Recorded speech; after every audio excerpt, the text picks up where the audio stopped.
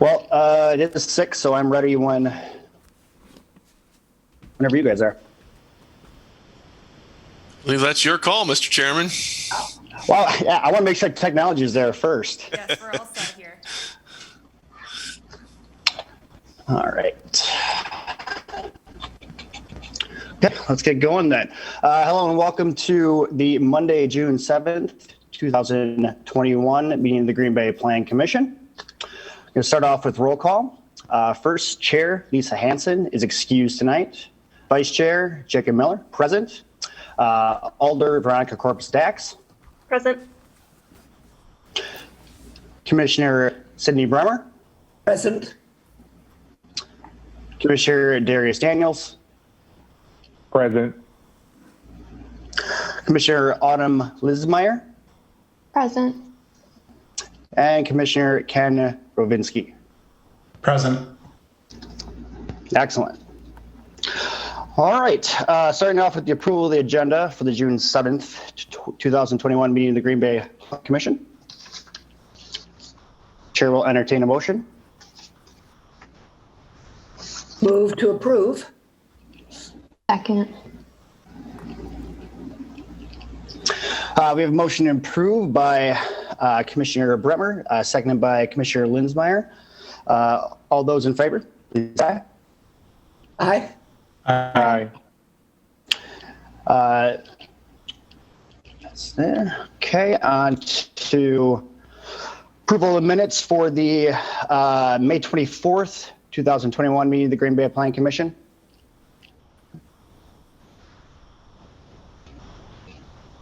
Move to approve. Second. Motion by Commissioner Linsmeyer. All those in favor say aye. Aye. All those opposed? Sorry, I didn't say it last time, but I think we're all unanimous there. Okay, on to regular business. First off, we do have some election of chair, vice chair, and secretary. So just a reminder on how we will need a motion and then a second for someone.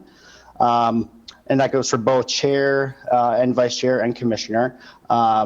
Just a note that Chair Lisa Hanson did say that she would be happy to continue being the chair, but is certainly willing to go with whatever we go with tonight. So we'll start for nominations for chair. Yeah, go ahead.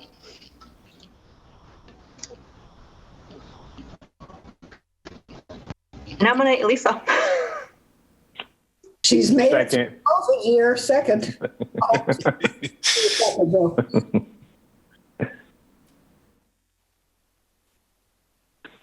You're muted. Thank you. Do we have any other nominations for chair of the Green Bay Plan Commission? Do we have any other nominations for chair of the Green Bay Plan Commission? And do we have any other nominations for chair of the Green Bay Plan Commission? Hearing none, we will now vote on, actually, do we need to vote on it or we just need the first and the second? I believe, I think the closing nominations and then technically, I think a vote to confirm Okay. would be good, I think. Yep, a vote will be Got it. needed. Okay, so we have a first and a second for Lisa Hanson as chair of the Green Bay Plan Commission. All those, do we just do a voice vote or can we do I have to do a roll call? I think a voice vote is acceptable since there's only one nomination. Fair enough. All right, voice vote it is. All those in favor, please say aye. Aye. Aye. Aye. Aye. And those opposed? Hearing none, Lisa Hanson is reinstated as chair of the Green Bay Plan Commission. We will move on to nominations for vice chair, currently held by myself. I'm happy.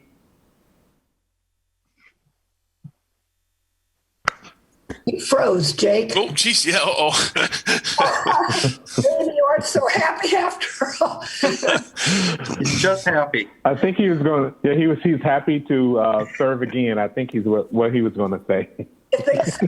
There he is. He's coming back. Nice. He's moving a little bit. There he's back. He's back. Okay, there you are, Jake. Now we can see you. Did we What was get that? Where did it cut? Where did it cut out on? Yeah, sorry. We think I'm you were happy. just about to say you were willing to continue serving. Yeah. That is what I said. Okay. That is what I said. I just wanted a dramatic pause, pregnant pause for effect. Well,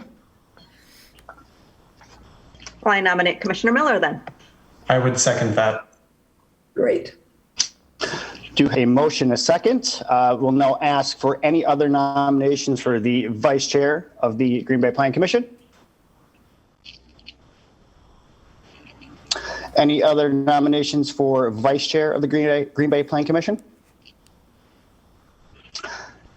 And any other nominations for vice chair of the Green Bay Plan Commission? Hearing none, we have nomination for vice chair of the Green Bay Plan Commission, Jake Miller. I'm sorry, who had the first? Who had this? I think that was I made a DJ. motion. I'm sorry, Brad Corpus-Zax, and seconded by Darius Daniels. All those in favor, please say aye. Aye. Aye. And those opposed? All right, Congratulations. I humbly accept. Okay, we are on to secretary. And I believe, I think, Neil, I just have to, do I nominate you, or is it just, do we have to actually go for the first and the second as this too? You know what? I think let's go ahead and do it just to be on the safe side, Jake. Same way? All right. I'll take the initiative on this one. I will nominate Neil Stachuti as the secretary of the Green Bay Plan Commission. Second. Second by Commissioner Ravinsky. Looking for any other nominations for secretary of the Green Bay Plan Commission?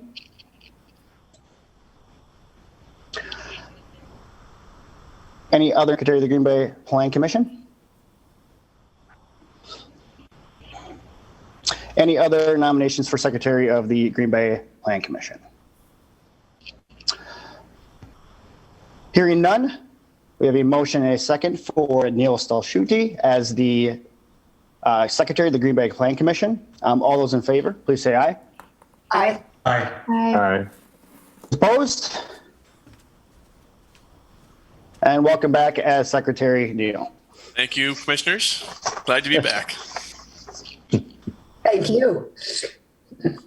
Yeah, thanks for dealing with us. Okay, got that part of it done.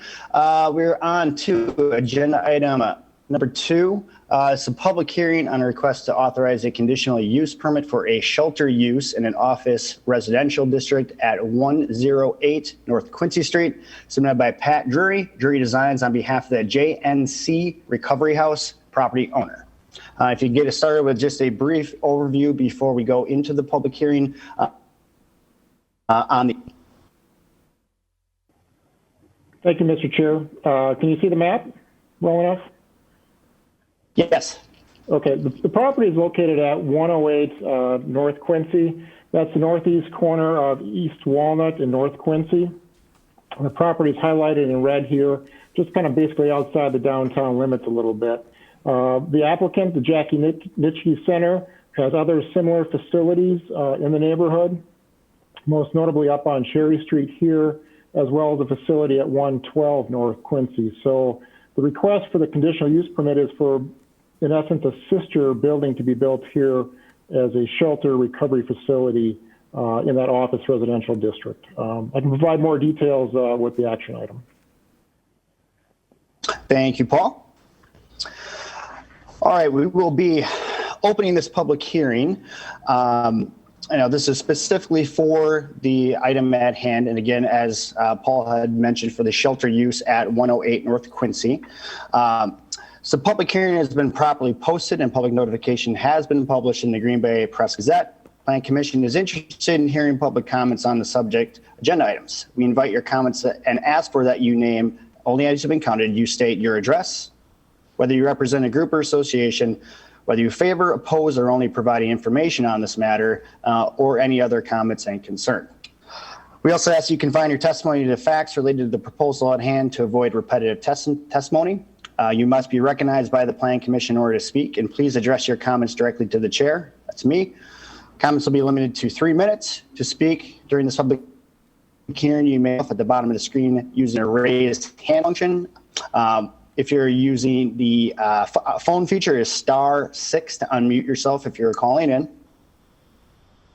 Reminder here too, please try to stay on topic and direct those comments directly to us. If you have questions for the applicant or anyone else, we will direct those.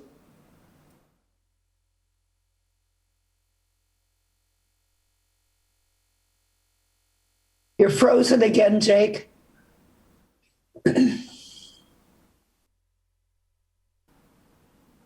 First. Oh, you're back now. Oh, did I get most of it though? No. Oh, well, that was quite a bit. What was the last part that I got through? If you have questions for anyone, whatever you're going to say after that. Oh, if you have questions for anyone else that's on the meeting, please direct those questions to us, and we will ask those questions for you, petitioner or who else. Try not to talk back and forth with other people in the meeting at this time. At this time, we're going to be looking for interested parties who are looking to speak in favor of this item first. Please either speak up, raise your hand, *6 to unmute if you're on the phone.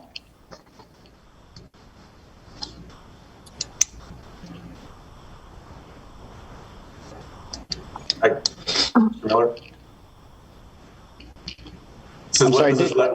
This is Larry Connors. Go ahead, Larry. Yep, go ahead. I'm the Chief Executive Officer of the Jackie Nitschke Center at 630 Cherry Street. And I obviously am in favor of this project. We submitted a letter with the operational details, and I'm happy to answer any questions that might come forward.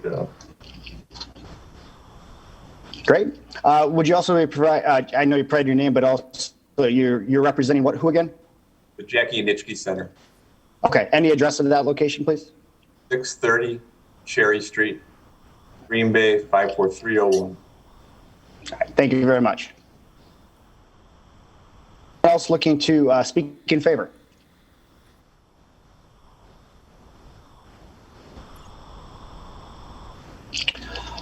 We'll now take anyone who is looking to speak in opposition to this. I would like to comment. Deb, is that right? Yes. Yep. Please state your full name and address, and then feel free to go ahead with the comments. Okay. Deb Teagarden with Teagarden Properties, 2945 Emma Lane Drive, Green Bay. And property 724 Walnut, 734 Walnut, as well as a couple around the corner on Jackson. I have concern that the area isn't balanced. It has already quite a few shelter-related buildings and activities, and it has been some issues for me. So I would like to understand better what kind of building is being built there, how big, how tall, and what is going to be happening there is inside, well, really outside the building is what I'm mostly concerned about. Understood. And Deb will have an agenda item coming up after this that will probably give some answers to those questions. And will also be another opportunity to speak at that time too if there's something that wasn't answered in what we go through in the agenda item. Okay. All right, thank you. Thank you. Looking for anyone else who's looking to speak in opposition to this item?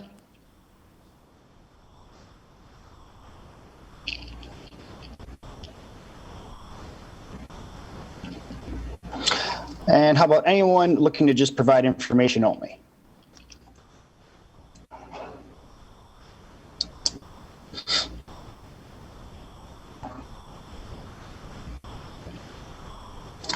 All right, hearing no one, going to ask just one more or a couple more times here to make sure. Is there anyone else wishing to speak on this item? Is there anyone else wishing to, this is for 108 North Quincy Street, a conditional use permit for a shelter use? Is there anyone else wishing to speak?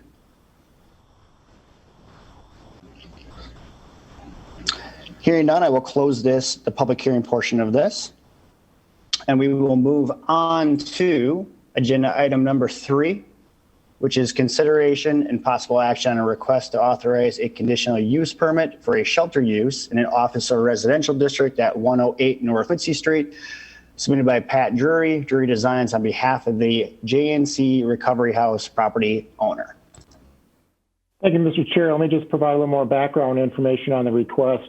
Again, with this image here, this is East Walnut Street, North Quincy. This represents the city's comprehensive plan. So those areas in purple are the downtown district, just kind of to the west. The pink color here is a high-intensity retail, office, or housing. The use is certainly acceptable in this land use category. And the current zoning of the property, office residential, also is consistent with the future land use. Looking at the zoning here, again, a majority of the property is office residential surrounding. There are a variety of mixed uses in this neighborhood, as well as some downtown uses to the west. This is a copy of the site plan that was provided by the applicant. Again, to the south here, or to the bottom of the screen, is East Walnut Street, North Quincy on the west side. This is the existing facility at 112. And this is the footprint of the proposed facility at 108 right here. Again, you can kind of see the flag-shaped lot here with access to an existing driveway here and a proposed second one. This raises a little bit of a concern from a dimensional perspective in the sense that no more than 2 drives are permitted 200 feet beyond center line. So those are the only thing that we flag as part of our review. Again, there's the list of conditions that we look at, or standards for conditional use permits. This site seemed to meet all the other standards. However, this was the one that was flagged. This could be addressed by possible redesign or a possible variance in the future. This is the images provided of the proposed structure. It's roughly 2.5 stories in height. You can see the different elevations here, gable roof, 2 different levels. So that was, again, part of the packet and what was provided.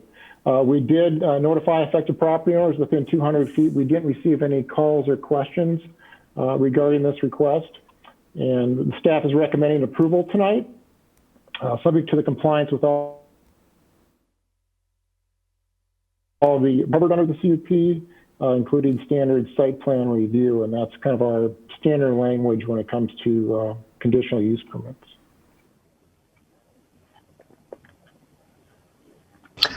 Thanks, Paul. I'll start off with a question quick. So in terms of the site plan review and concerns with the driveway situation, has that been discussed with the petitioners? Seem like there's a path to work through that? We haven't raised it. I mean, that's really kind of a site plan detail. I mean, we're flagging it here as a potential issue for, I guess, the Planning Commission to consider, although I don't think it's a deal breaker. There could be other options to provide access. So those are things we would talk to the applicant going forward when the site plan came in. Got it. Thank you.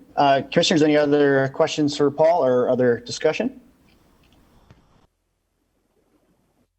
Hey, Paul. Yes, Paul, could you go back to the elevations, and would you be so good as to identify front, back, right, and left in terms of the streets that they are facing?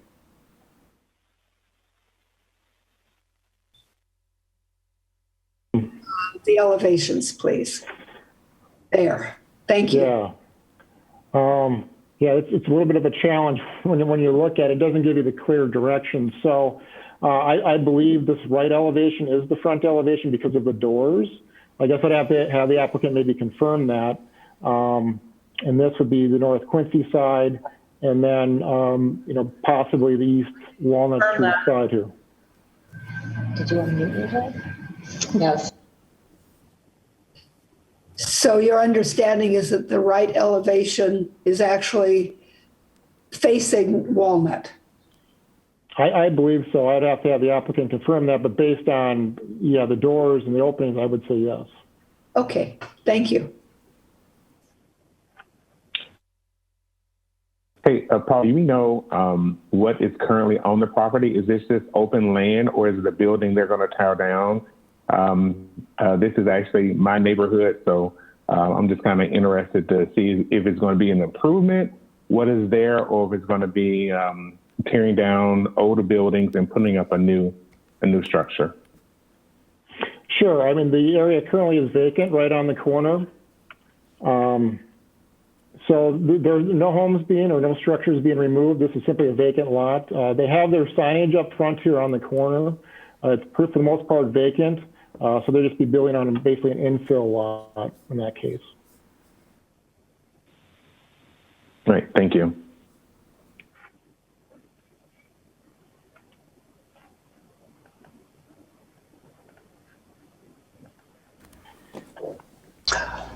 Any other comments or questions or comments, other discussion? Could we just confirm with the building owner on what elevations will be facing where? Yeah, we can open up the floor. I'll make a motion to open. Second. All right, motion from Commissioner Rubinsky, second by Commissioner Bremer to open the floor. All those in favor, please say aye. Aye. Aye. Hi. Any opposed? And the floor is open. Commissioner Rubinsky, feel free to address Larry. I'm sorry, I forgot your name. Feel free to address him for those questions. Actually, I believe the designer is on the call, Jill. Oh, even better. Jill, if you want to come forward, please just state who you're representing and also address her that as well. Hi, I am Jill Verhaeg. I am also here with Devin Drury of Drury Designs, Inc. The front elevation will be facing Walnut Street. The left elevation would be facing Quincy.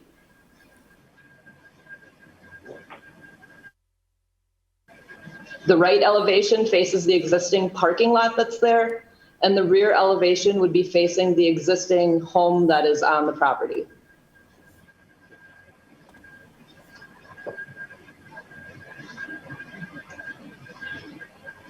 Ken, does that answer it for you? Or any other questions for Jill? Yeah, that does answer the question. It just, the site plan looks like that those are reversed for the left and right, as far as where the sidewalks lead up. But yeah, if that is the case, if the left is facing Quincy, that answers it. I'm good. Any other commissioners have questions for Jill or anyone else here as well? I have a question about the use of the property, if this is the time to speak again. Yes, Deb, hang on one second. We'll get back to you. I want to just close it out with Jill, who's speaking right now, and then we'll get to you right after, okay? Sure, thank you. Commissioners, any other questions there? Or Jill, if there's any other information you wanted to share? I just wanted to note that it's not really a shelter. I don't know if that is pertinent to this time. It's more of a home than a shelter, I guess, as far as I understand.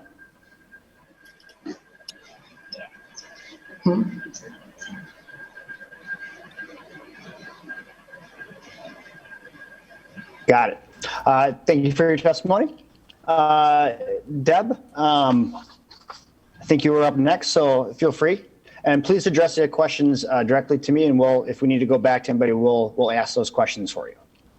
Okay, thank you. All right, well, my question would be, is this a day use facility like the MICA Center, where there's a lot of traffic, foot traffic that comes through and hangs about outside?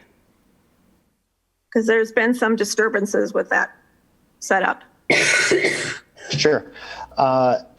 Any other comments, questions? We'll take them all at once, and then we'll get some answers for you. Okay. Okay.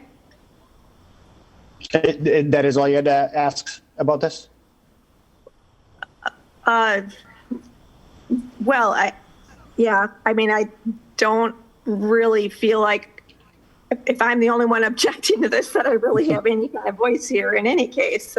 But I would like to know at least what's in my future. Understood. We'll try to get as much information as we can for you.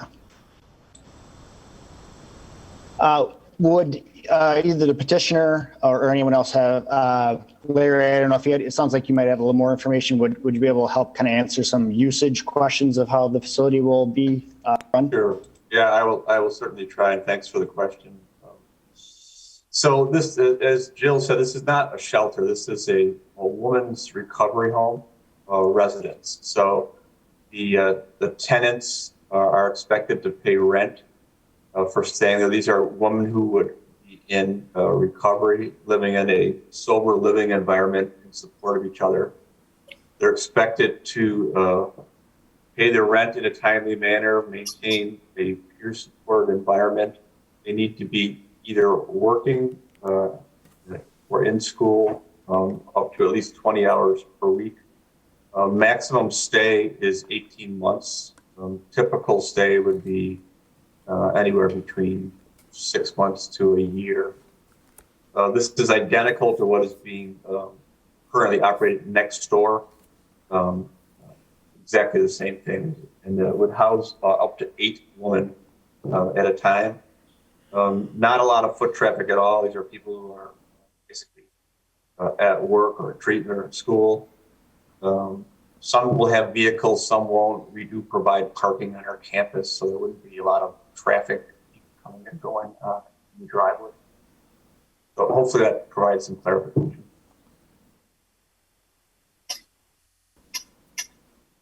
Commissioners, any other questions for Larry at this moment?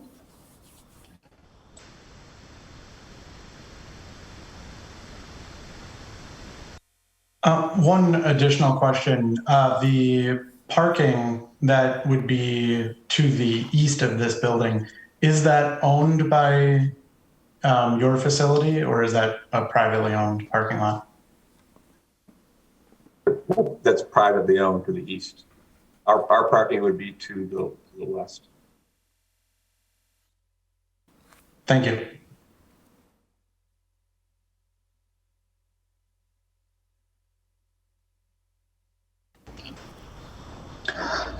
We still are in open session right now, so if anyone else from the public wishes to make a comment, have a question on this, please come forward at this time.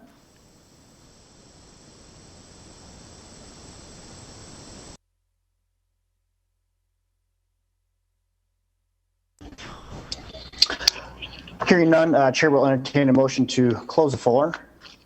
Motion to close the floor. Second. Motion by Commissioner Rizky, second by Commissioner Bremer. All those in favor, please say aye. Aye. Aye. Aye. Aye. Those opposed? And we are back to regular order. Any other discussion, questions that came up based on that testimony?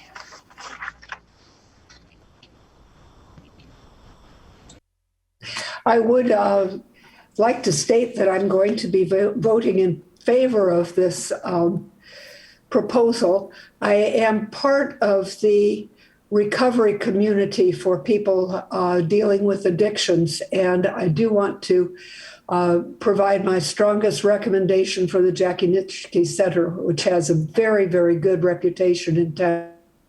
I have no doubts that they will do a good job of making sure that there's minimal disruption to the community beyond what you would generally recommend or generally expect of any other home in the area.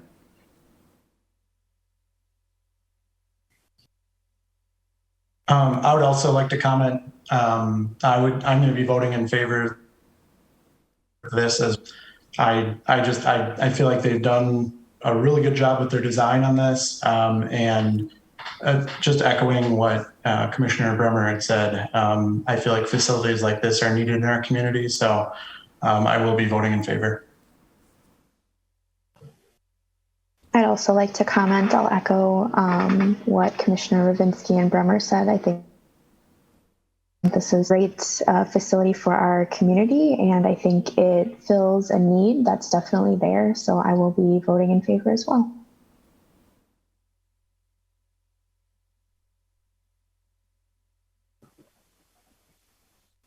I'd love a motion if we have all that. I'll make a motion to approve.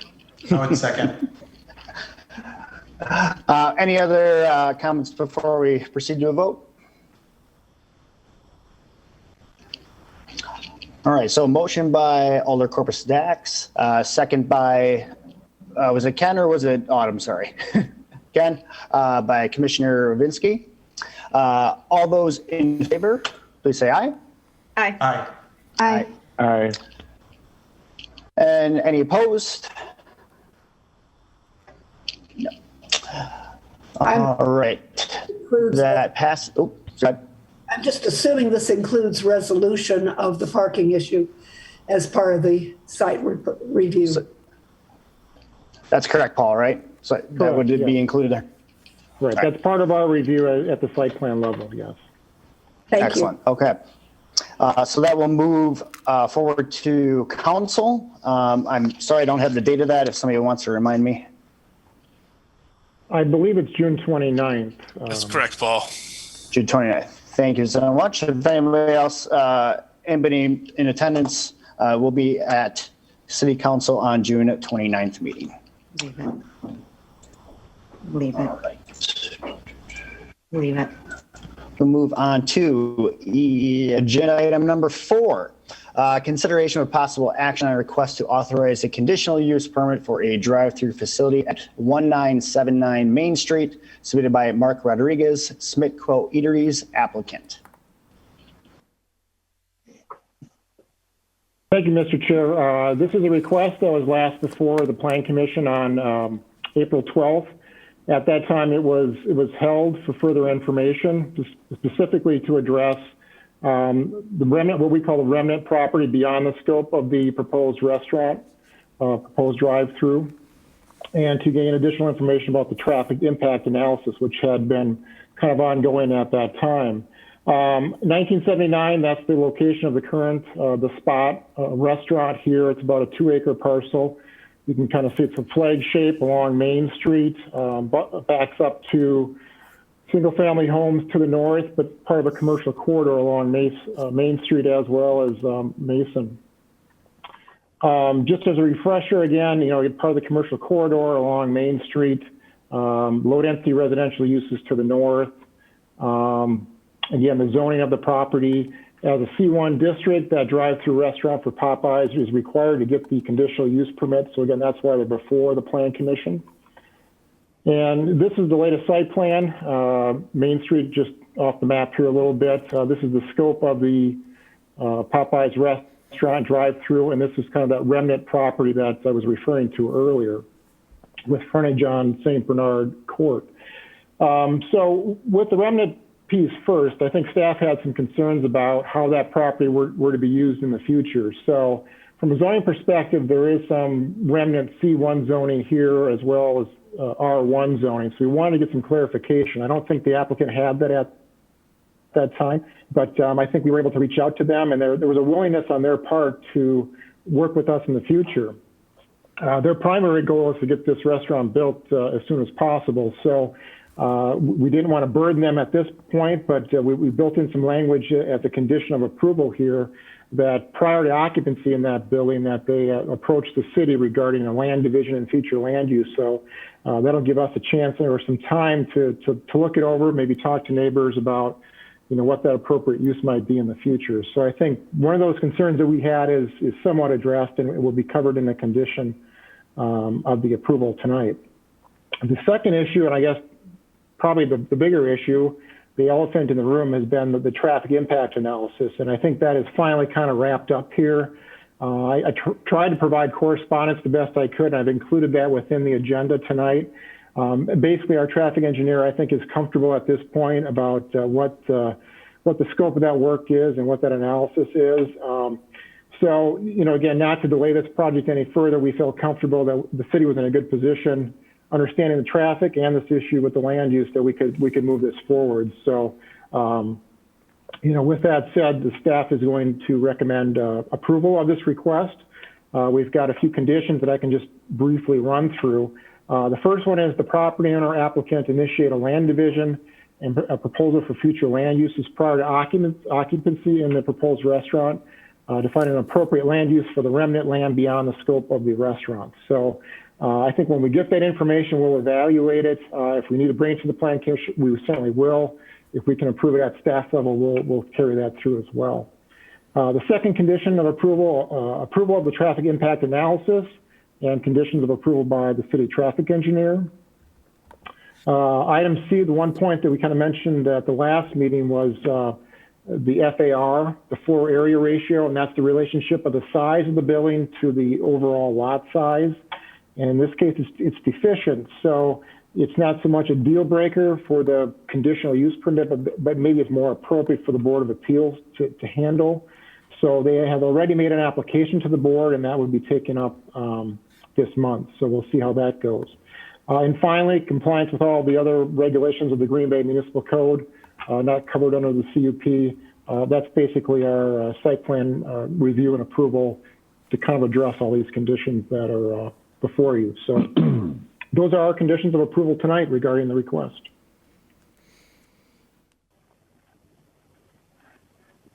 Thank you, Paul. I'll start with a question just on the conditions, specifically A. That's one I haven't seen before that we've looked at for any of the conditional use permits. So I guess what's the comfort level? Have we done that in the past for something else where we think we have a good roadmap to go off of on that? I don't think we have a clear roadmap, no. I think we kind of crafted that to fit the situation here. I don't think we wanted to bog down the applicants any further. But again, they showed that willingness to work with us, and I guess we're kind of a gentleman's agreement that we're going to work on that going forward. So we feel comfortable but we felt we needed some sort of condition to move this forward, and that's kind of the language we came up with. Got it. And my second comment just on, thank you for including all the correspondence on the traffic. I know that was going to certainly be the biggest concern. So it was good to read through that, and certainly made me feel a lot more comfortable with it. I also think we're a little bit past the chicken hysteria of 2020, so maybe we're over planning for worst in terms of what may happen for the opening, and hopefully it's handled a little bit better. It certainly seems like they have a good plan for that, so good to hear there. And I think any other commissioners with comments? Oh, sorry. No, I just wanted to point out that was kind of the last concern that our traffic engineer had, was about what if everything just, all hell broke loose. And I think they've come up with a backup plan that they can initiate to help address some of those overflow issues. So again, I think that was the last piece of the puzzle that we were looking for and got. Yep, good to see. TJ, I'll let you ask your question there. Looks like you got something cooking. Yeah, I did. I put a question in the chat, but for Paul, I'm not sure. We we like those gentlemen's agreements. But the question that I put is, I didn't see the conditions. Are you going to review that during the action item so we can see them up on the screen? Are you able to put those up? I know you read them off, but I didn't see them on the screen. I'm sorry. Maybe that was my mistake. The map was up the entire time, and I thought maybe it's just going to come in the next. Okay. Do you see them now? Yep. I apologize for that. Well, I do, I should say.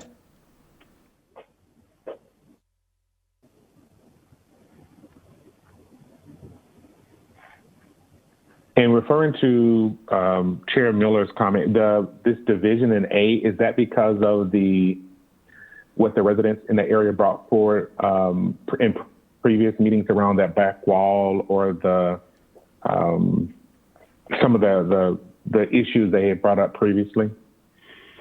I think the land division is reference to the ownership or future ownership. I think the main focus of Popeyes, and maybe they can speak to this better, is to simply have the restaurant. I don't know if they have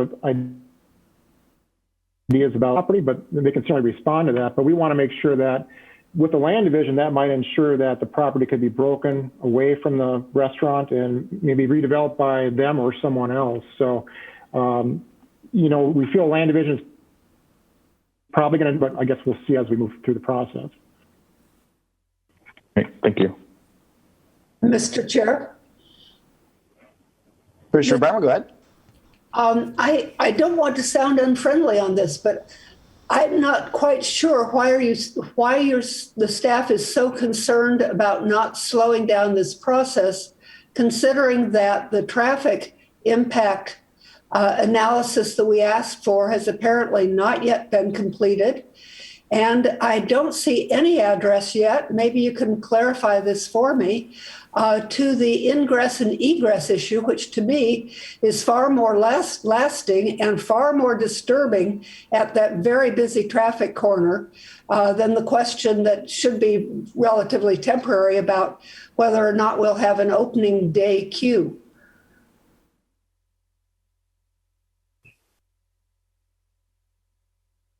Not really at all. That's why we like having you around, Sid. I think we probably, do we want to open up the floor and try to get some comments there? Or were you looking specifically for the full report?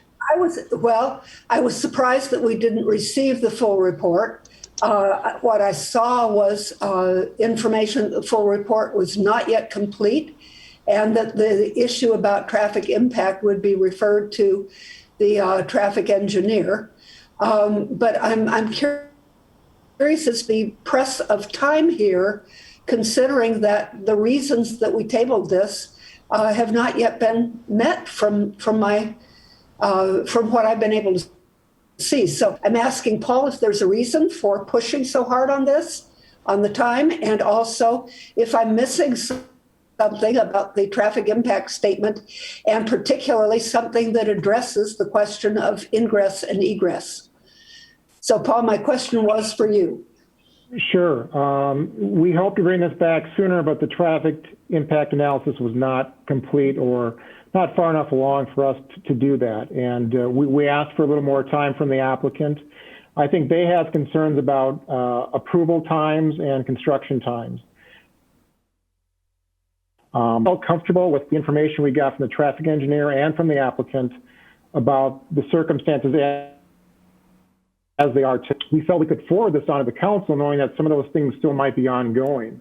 To have a hard and fast answer, I don't know that we have that. I don't have a document from the traffic engineer, but I think we have a comfort in moving this forward to getting to the council, to getting to the approval on the 29th, and them then ramping up and getting plans approved. So we're caught in a little bit of a rock and a hard place. I don't know that we wanted to delay them any further. That might kill the project. We felt comfortable in moving ahead with what we had. If we didn't have what we have, I think we'd have a different opinion and might recommend something different. But I think we are comfortable at this point, at least recommending to the council with those conditions. I guess I would appreciate knowing why you are comfortable. I understand that you are comfortable, but I don't see any address to the egress-ingress issue at an incredibly busy intersection. What makes you comfortable, Paul? Yeah, it would be the correspondence from our traffic engineer, the best I can provide. I know the applicant is on the call along with their engineers, and maybe they can chime in more about kind of the nitty-gritty or details of that traffic analysis, certainly.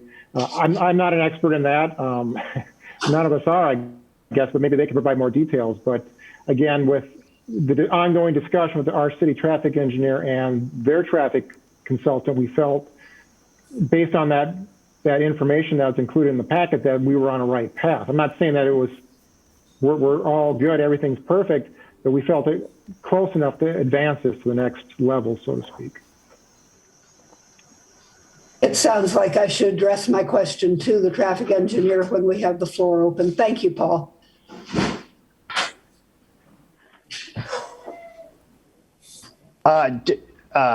Was David Hanson on here? I didn't see anybody listed for that. We might get that answered for you, Sid. Yeah, Dave Hanson is not on this call, I believe, no. Oh, I thought we... Yeah, Chair Miller. Chair Miller No, there is. I mean, I think when we do open it up, there is a comment that. Okay, so Mr. Mark Rodriguez, might be and, for- yep, he was. Yeah. He said he could provide some more information there too. I guess I would also like to hear from Dave Hansen on it, but I guess my take is on it is he's the expert in this situation. If he's comfortable, and he's also made Paul comfortable enough with the situation, I'm willing to go with that. But I certainly understand Commissioner Bremer's desire to have some more information on it. Absolutely. So I think we do want to open the floor, but let's get any other discussion out of the way first. It looks like Orlock had, let's shoot over to her. Thank you. I'm very confused now because I had a call from Dave Hansen this afternoon to tell me that he has no concerns and that he had approved the traffic. He had studied the traffic data and had approved it. And I thought I saw an email at least a week ago that said, from him, that said, I have sent my analysis to, and I can't remember who it was. It wasn't to me. But I don't understand because he very clearly told me today that he has no problems with it. And I said, may I say that? And he said, yes. Good. That's all I know.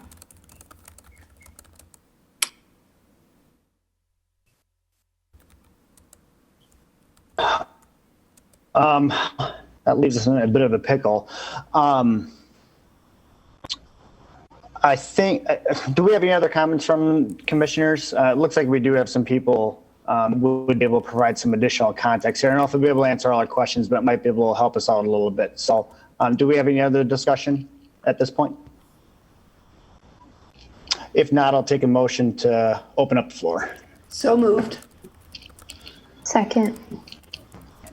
Motion by Commissioner Bremer, second by Commissioner Linsmeyer. All those in favor, please say aye. Aye. Aye. Any opposed? We are now in open session, so we will be looking for comments. I'm going to actually just go in order here who popped into the chat, and then we'll take anybody else who's looking to speak as well too on this. And please make sure to state your name if you are representing someone and a address as well. Looks like Mark Rodriguez, you were the first to chime in, so let's start with you if you're available. Yeah. Hey guys, thanks for the time. My name is Mark Rodriguez, and I'm actually the applicant on this project. I represent the developer of the Popeyes. Our address, as far as our corporate office, is actually at 155 East Faneuil Drive in Springdale, Arkansas. So there's a lot to unpack there, but I'll do my best. So I guess I'll address as far as I'm aware of it. So I have gone back and forth pretty extensively with our engineering firm, who has been in contact closely with both the traffic engineers and Dave Hansen at the city. To my knowledge, yes, Commissioner Gerlich was correct, is that the last feedback we got from Dave Hansen was that he was good with the traffic studies data, that it was a minimal impact to the intersection. They did request kind of a contingency plan, I guess, of what if that traffic flow did mimic something like what we saw on the west side of town. I'll anticipate that. We did provide kind of a plan for that that would accommodate, close to 100 cars in the drive-through stacking before it ever even emptied into Main Street. I think that was pretty much the pinnacle of what we had on the west side of town on that first location. So for numerous reasons, I can get into it if you guys would like, but there's a lot of factors that will dilute, obviously, the impact of the business over there in terms of just being a second location and, drive through not being exclusive. We'll have the dining room open. We'll have a mobile ordering available from inception versus, on the west side of town. I think that was almost the start of week 3 before we even had that program live for people. So that'll dilute it quite a bit. We've opened 27 restaurants. We've had the benefit of opening a second location in a market a handful of times, and it's I completely respect the perspective of the council, but it's hard to kind of illustrate exactly how diluted that second location really becomes. It's over 30% reduction from the first location, and that's at a minimum. So to kind of touch on that point, I guess that's the feedback that I've got. But according to my correspondence with Dayton, the traffic study came back with very minimal impact, and I think the original digestion of it was, how could this be accurate if what we saw on the west side was so substantial? So there was a little bit of confusion over whether that data was accurate, but at some point, I guess I have to trust the engineers that charged me a lot of money to do that study. And so I respect their feedback, and their analysis aligned with what we've experienced in the past with second locations in markets. And so it didn't really come as a shock to us, but I can see where that difference of opinion can really stand out when your first opinion of our business was really what you saw on the west side of town, which was pretty substantial. So, so that's what I've got on the traffic study. So you guys are welcome to validate that with Dave Hansen, but I'm pretty sure that was the status of that. To talk to the lot split, I think the way we kind of have positioned it is that the lot itself is probably a lot larger than what we might if we had our wish list of what we would buy. And the flag shape is obviously not ideal for us either. So a traditional site for us is usually in between the 0.75 to 1 acre, frame, and it's usually fairly rectangular in shape. And so that's, pretty customary. So we are not opposed in any shape, form, or fashion to fragmenting that pennant portion of the flag, I guess you would call it, off, and, work city to determine what the best use of that space would be. Now, that being said, I guess my only question back to the city would be of that transition, because it's almost like a double-edged sword, right? Where we want to fragment that portion off, but at the same time, the city wants some comfortability knowing that we have that extra space to accommodate that stacking in the event that we need it. So what I'd hate to do is fragment that pennant off, cut it down to, say, an acre. Now we're limited on how much capacity we have to stack, and then we do run into risk of bleeding into the street. We don't want that either. So I would say the timing is very critical for us to figure that out. So my control of that property while we're in that opening setting, and then once both the property owner and the city have come to a comfortable level that, hey, I don't think that space is really needed anymore for overflow, queuing or whatever, then we kind of work together to figure out what we can do with that property. And we've even mentioned, donating it back to the city for a green space area or a park area to serve the residents of the residential area in the back. It fits that cul-de-sac better than it fits the commercial district anyway.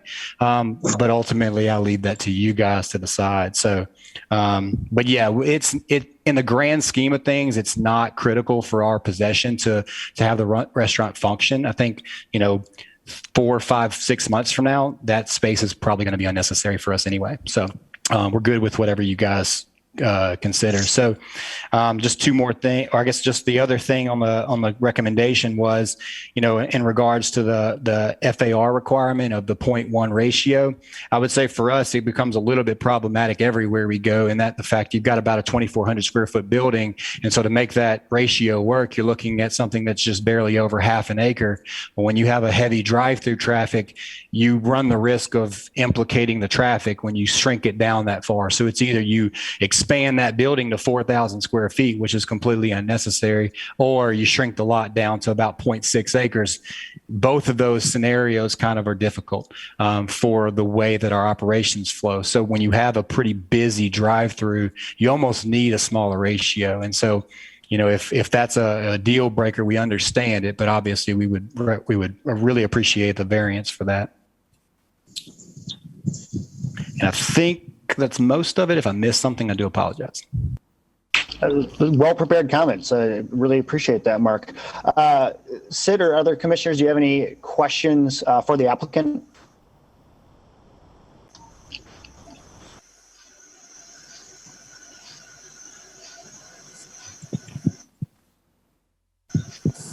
And sorry, maybe I was cutting out there. Commissioner Bremer, any other commissioners have any questions for the applicant? I'll reserve mine for us also available here. Great. Mark, appreciate the comments. Thank you very much. Just to clarify, I think you mentioned it, but we do have the traffic engineer, or the one who did the study on our behalf, is on the call if you need any questions from him. Gotcha. That's what I think we're going to move to next here. Looks like I apologize on the last name. John, is it Bieberts? Bieberts, that's correct. Yes, it's John Bieberts from Traffic Analysis and Design in Cedarburg, Wisconsin. We did do the traffic impact study for the proposed development, and just to put a timeline on things, we did the full traffic study, submitted that on May 3rd. That's the full TIA that was referenced. You may or may not have seen that. But that was submitted to Dave Hansen for his review. We received his comments on May 14th.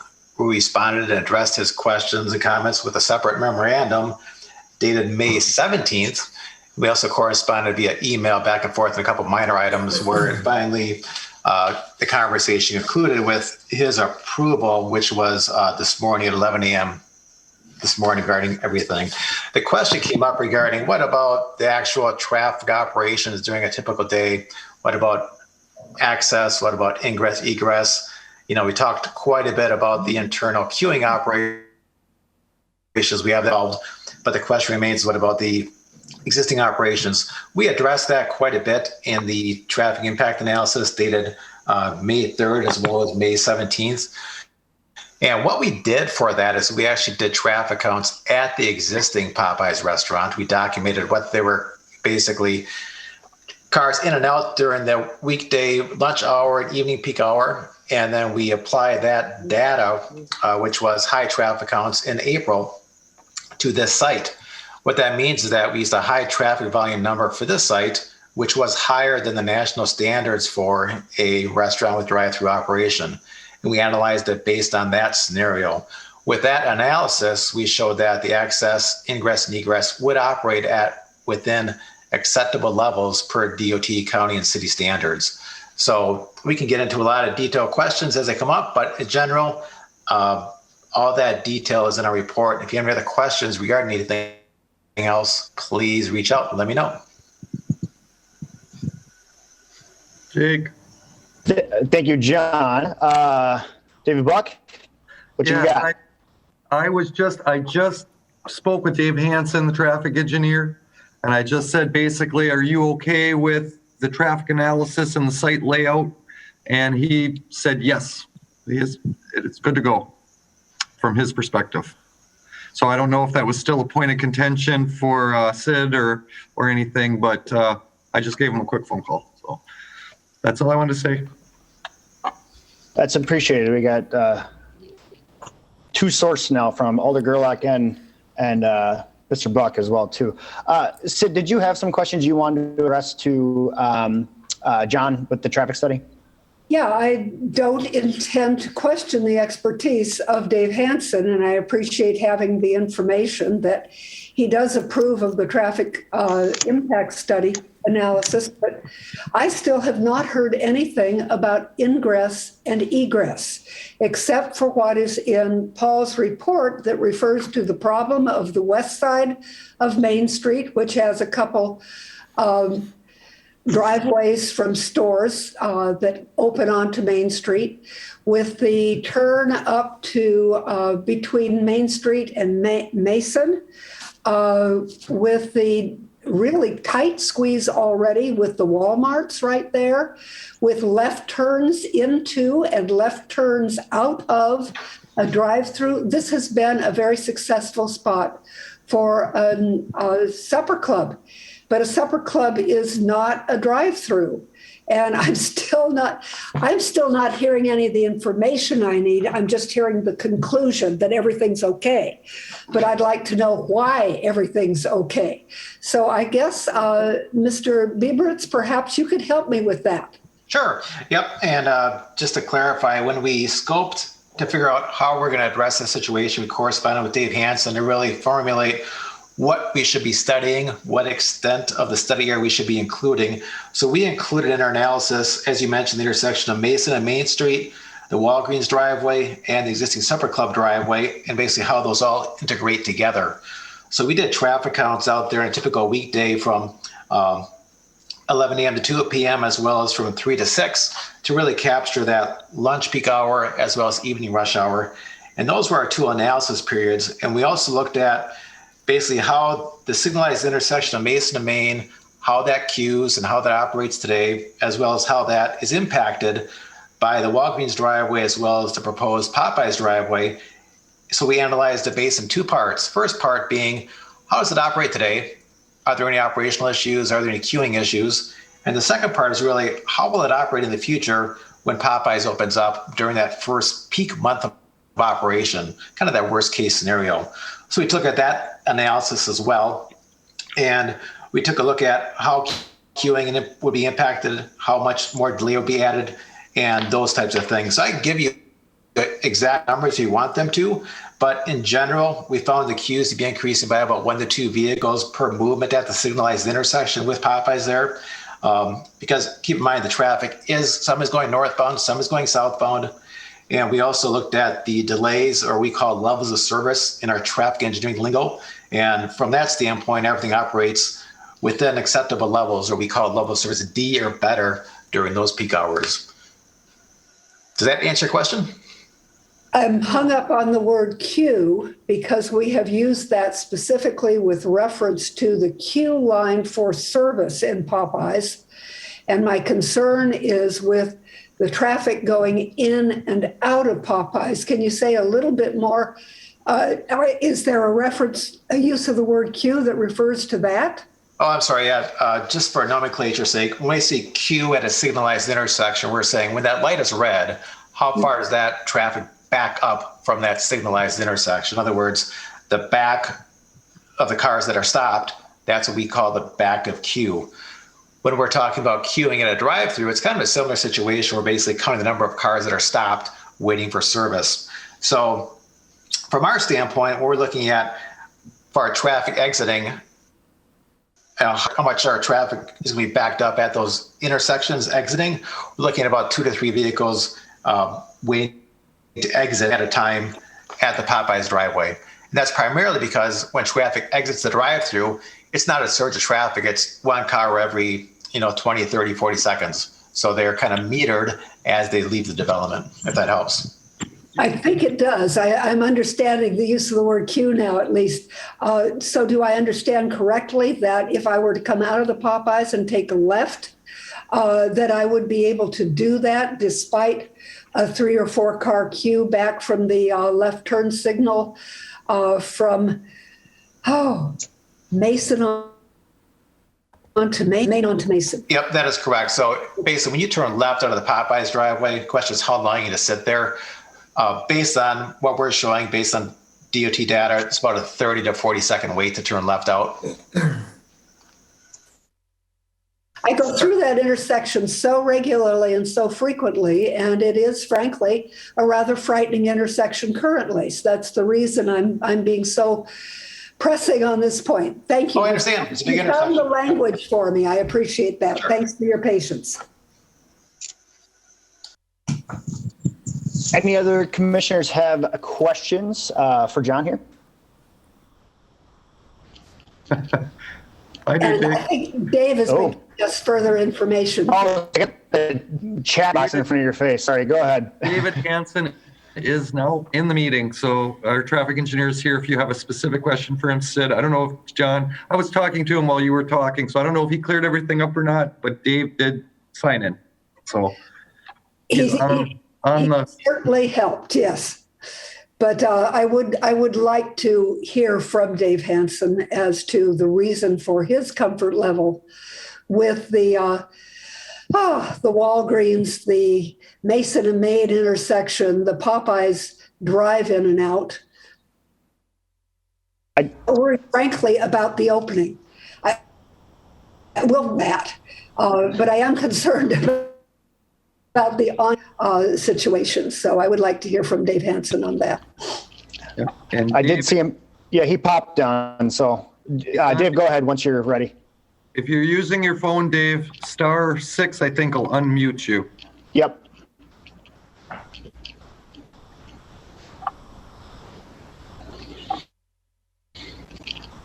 She went on and off her camera twice.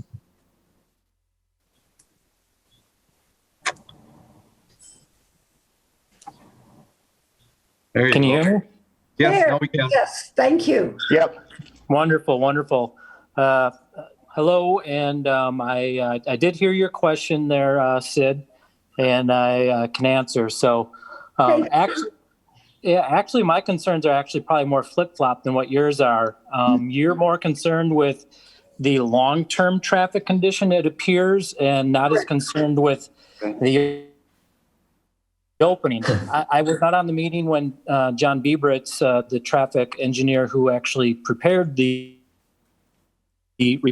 I don't know what he explained, but he and I obviously have been through this whole process together. And my opinion is that the final development of Popeyes, we're talking not this initial surge, but we're talking, number of months down the road when things settle down, which we are presuming is going to be quicker than side location due to the newness factor. And this is going to be the second store in the city. Once things do settle down, whatever that level is, the new level, once it's all done, we believe is actually going to, it has some very insignificant differences to the traffic flow on Mason, on Main Street, and at the signalized intersection of Mason. And I'm not sure if it was mentioned at all, but everyone that's been involved in the process with me knows that was my primary concern, was what's going to happen at that signalized intersection, because we don't want to have traffic backing up into it and basically creating gridlock. As part of the study, they looked at the future conditions. We agreed on all the presumptions, even going into the analysis prior to even seeing any numbers. And they ran them. I looked at them, and they are acceptable to us. There are going to be minor increases in delay, and when I say minor, I mean they're going to be imperceptible to, I think, the motoring public.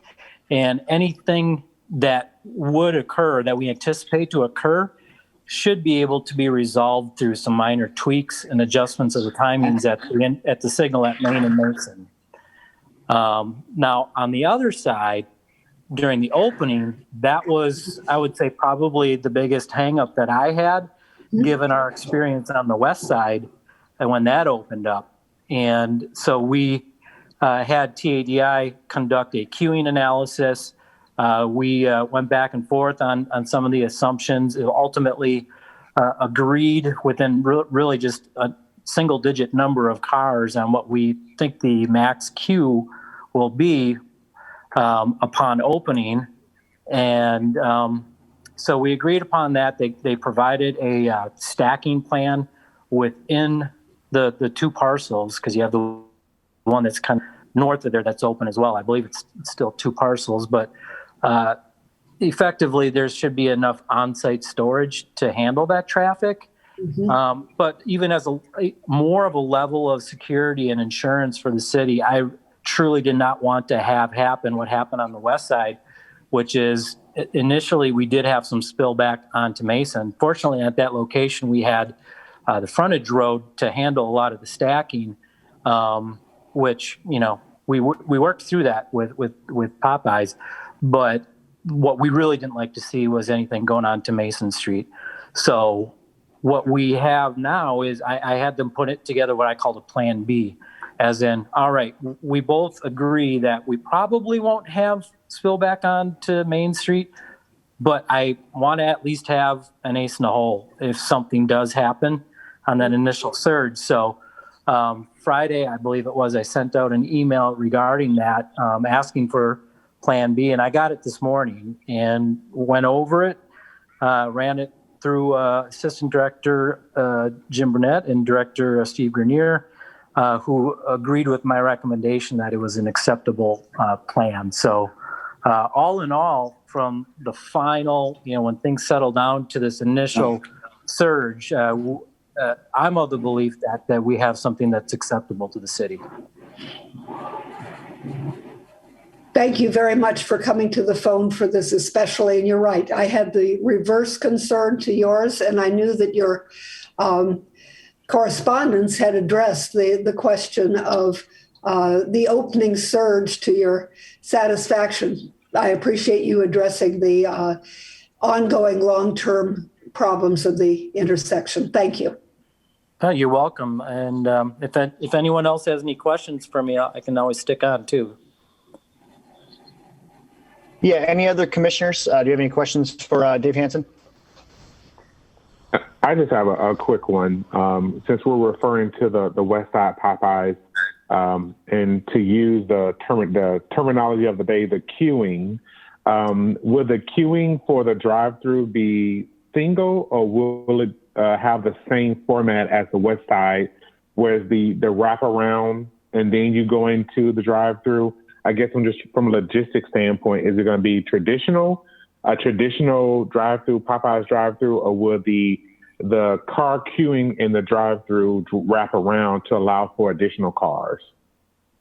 From the diagram that was submitted, it's actually kind of both. So if you go to the West Side one right now, you will see that they still incorporate that wraparound, which is really just a single lane that wraps around the building. So you got an outside loop and an inside loop. That is on the plan for the East Side location. In addition, anything prior to that, so as you're coming into the driveway, there will be a two-way drive lane coming in and out, but then if you're going to go into the drive-through, it becomes a double lane and it kind of serpentines around into that lot. And from the estimates that I recall, I believe it was 73 or 75 stacking vehicles is possible with this configuration. And, that's 50% more than what we're actually anticipating for the max queue. We're roughly at about 50. That's what we're coming up with. And I just said, what if we have this initial surge? They were able to provide a plan that shows 50% more queuing than what we both agreed upon would be maximum queuing. So from that perspective, I'm pretty confident we do have a plan B or an insurance policy that won't spill back onto to Main Street. Just for clarification, just so I can understand it, are you basically saying at the height, maybe opening side location is successful, you can fit 50 cars from a stacking perspective in the parking lot before it's Mason? Actually, 75. So I just started talking. 75. Okay. Awesome. Yeah. And now, Thank you. Yeah, 75. Yeah, there's actually two versions. I believe that they're going to start with the 50 car version, and if things get worse, that it would expand to 75. If that's my understanding. Thank you.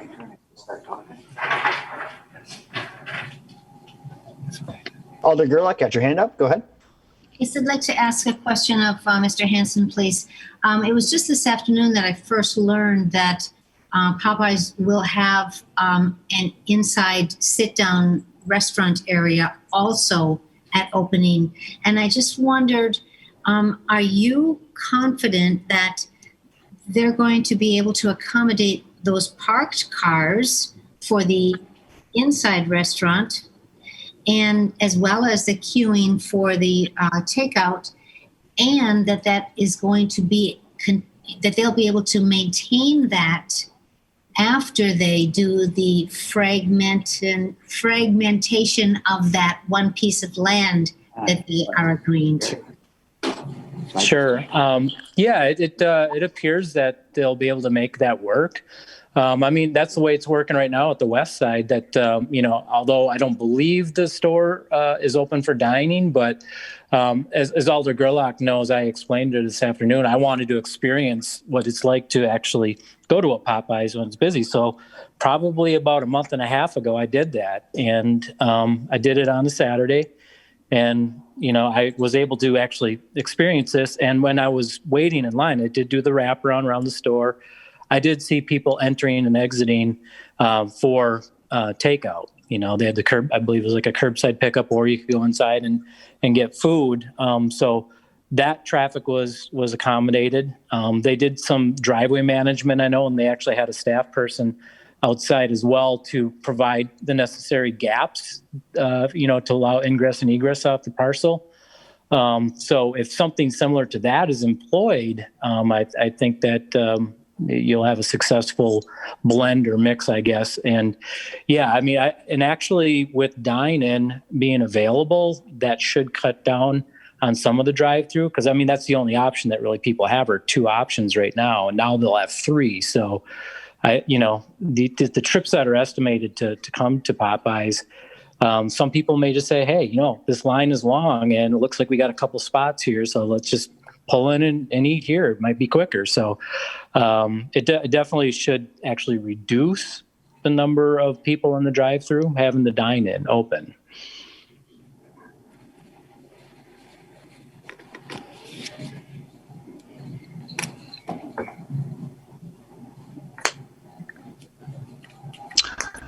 Any other commissioners with questions? With Dave, while we got him on the line?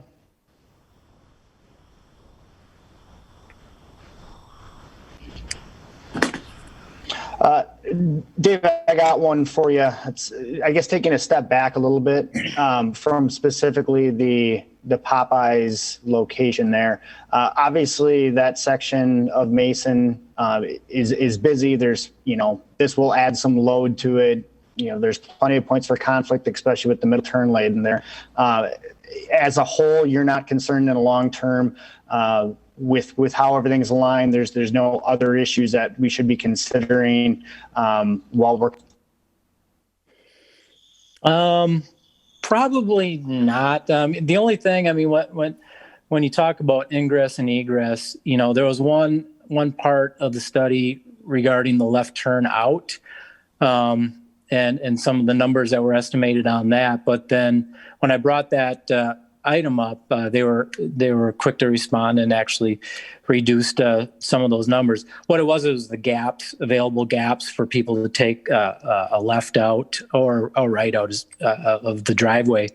My initial concern was because the level of service was poor coming out of it, that I wanted to see some sort of explanation on, is this going to still work? So a gap study was conducted of the actual traffic volume there. So, there's going to be gaps created by the traffic signals at Lime Kiln, at Mason Street. And those built-in gaps, actually, then people can flow out, 2 or 3 vehicles at a time. The only thing, like I said, that I brought up was that there really isn't any vehicle storage if you're going to take a left out to head towards the main Mason signal, just based on where the raised median starts and how narrow the painted median is in that location. But TADI made the modification of the study to our satisfaction.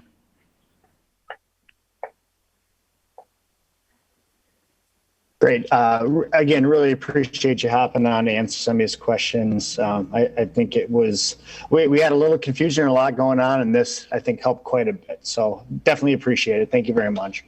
Yeah, no problem. If you have nothing else, I'll leave the meeting. We'll let you get back to your night. It's hot out anyway, so I'm stuck inside in my air conditioning. So. But no, if you have any other questions or whatever like that, have a great meeting and good luck on the whole item. No. Thank you very much. Okay, we did have a couple others wishing to speak from the public here. Next up, I had Thomas Adamany. It looks like you're the Wally Spot owner. If you'd want to come forward. Yes, sir, Jake. Tom Adamany, right. We've been fortunate over the years to have a decent amount of business at that restaurant. And can you hear me okay, Jake? Yep, crystal clear. Okay. And we've got influx of business, like we get funeral luncheons at the restaurant.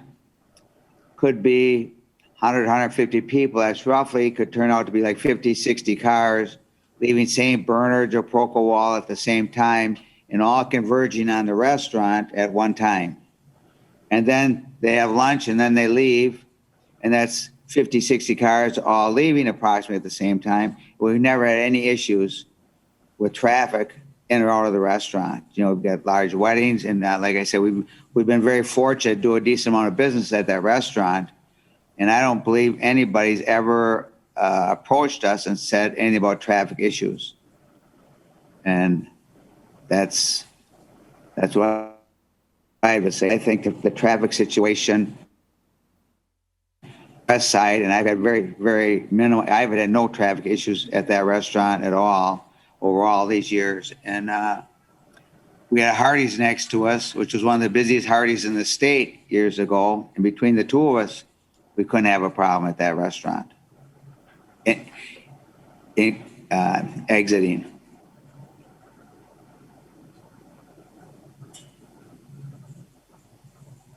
Questions? Very helpful. I don't think that it's just a matter of luck that you had such good success at that restaurant. We're going to miss you.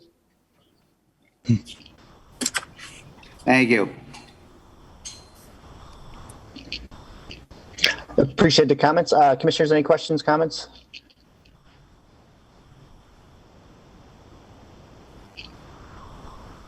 I appreciate your testimony, Mr. Adamany, and we'll certainly miss the spot. Looking for anyone else from the public looking to speak on this matter?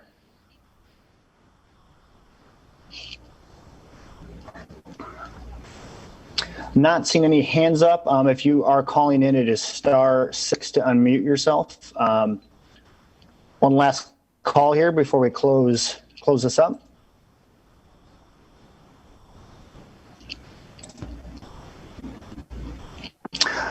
Hearing no one, Chair will entertain a motion to go back to regular order. Do you hear me? Oh, yes, I do. Go ahead and state your name and address, please. My name is Peter Liebergen. I have a business at 601 North Broadway. And so I'm listening in to your meeting because there's going to be something coming up about that area. And I want to point out something that somebody should be held accountable for, a comment that was made that if everything goes good and the land isn't needed, there would be a parkland donated. You make statements like that, you should be able to back it up with some paperwork that states that. Not true or true? What do you commissioners think about that?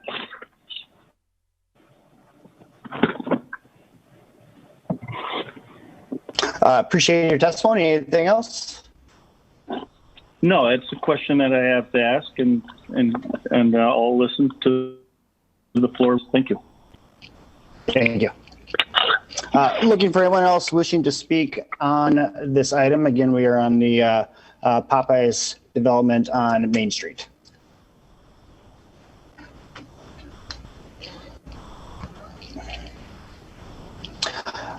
Hearing none, I'll entertain a motion to close the floor and go back to regular order.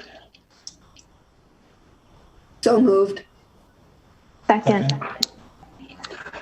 Motion by Commissioner Bremer, second by Commissioner Linsmeyer to go back to regular order. All those in favor, please say aye. Aye. Aye. Aye. Aye. Aye. Any opposed? And we are back to regular order. I will speak for myself here. I'm feeling pretty confident in what we talked about in terms of traffic. I personally feel comfortable from everyone that we've heard from, especially having Dave Hansen on the call made me feel a little better about everything.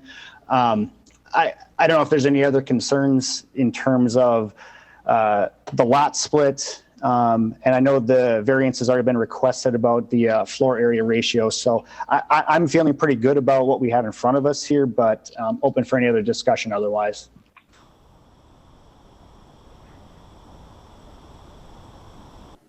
I just want to thank everybody for your patience with my questions.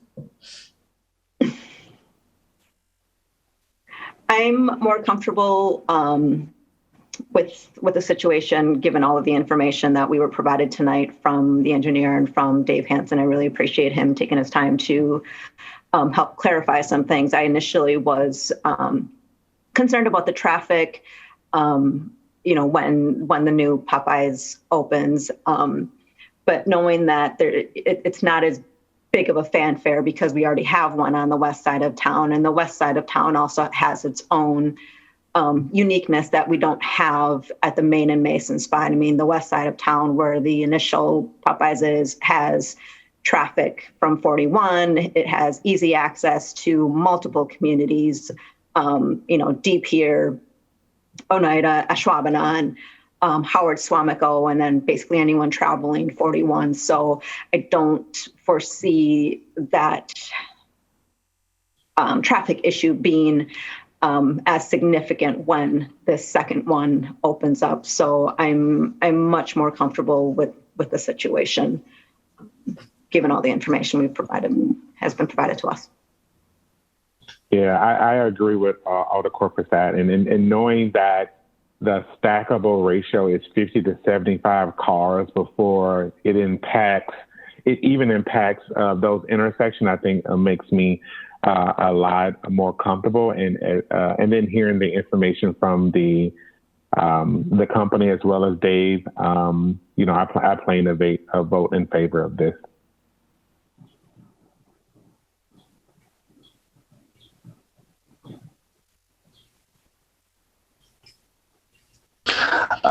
Question for you, Paul. We did have the comment about the lot split and the land, or the potential lot split, and in terms of what that may be used for. I don't think we're at the point right now where we would know even what that property would be used for, considering it's still being worked out, right?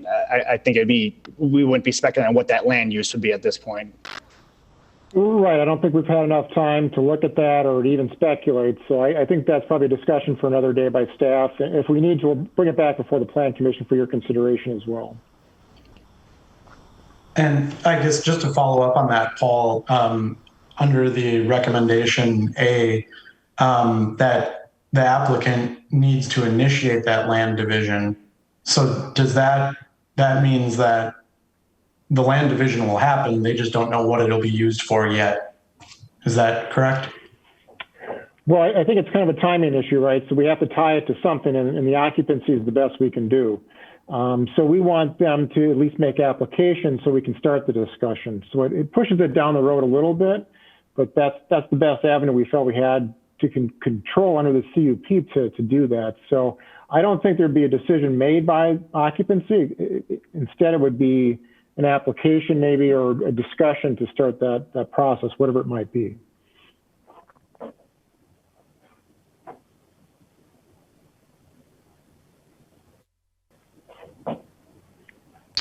Overall, are we comfortable with the conditions that are listed? There's no other questions there as a commission?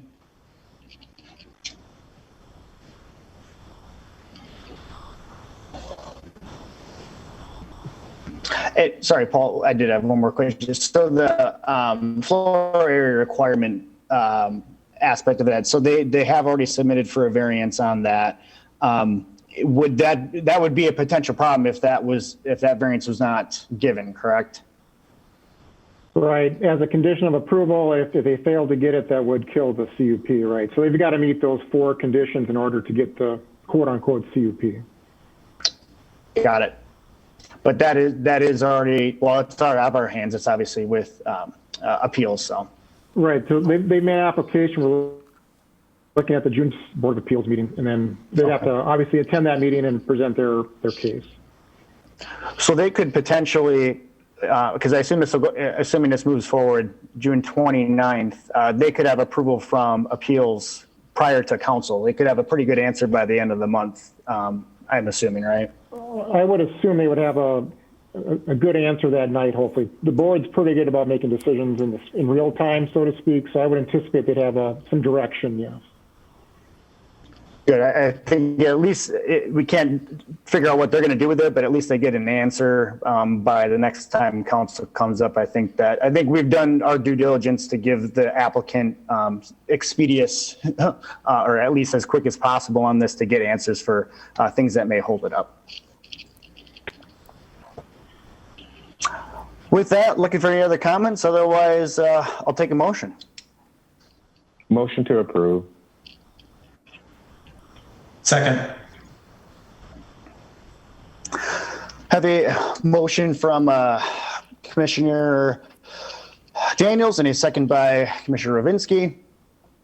Any other further discussion? Just making sure that motion includes the conditions that have been laid out, right? Correct. It does. Yes, with Yeah.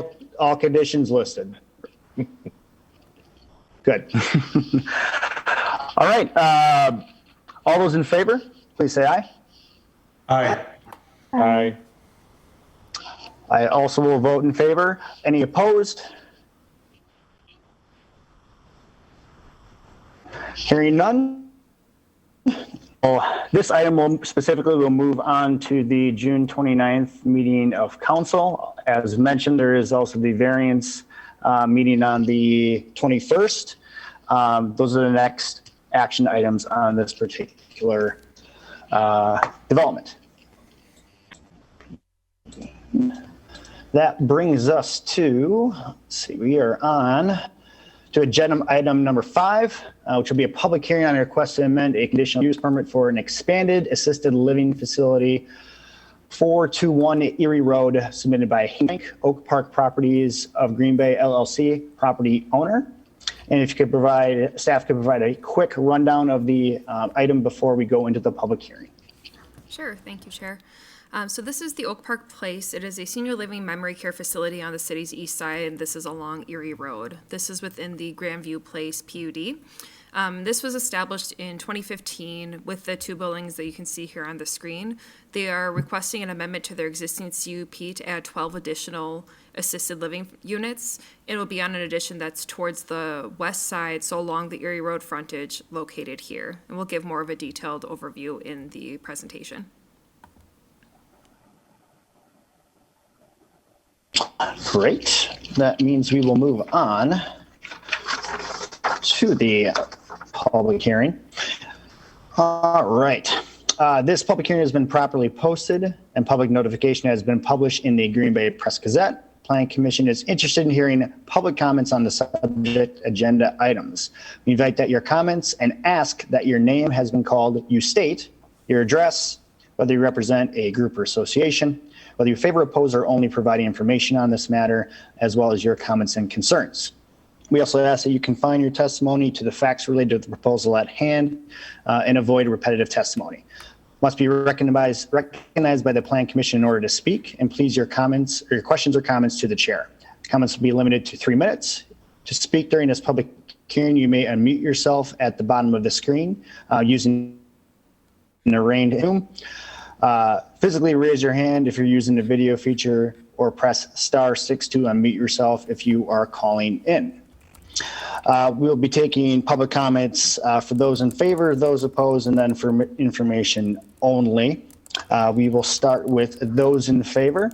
Please either raise your hand, speak up, or unmute yourself using *6.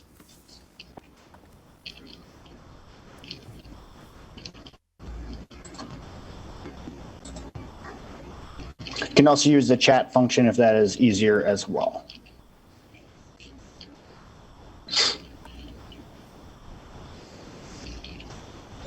Again, looking for those in favor.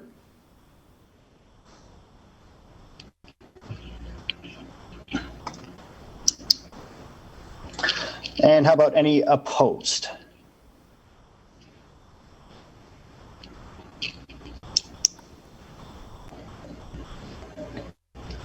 Anyone looking to provide information only?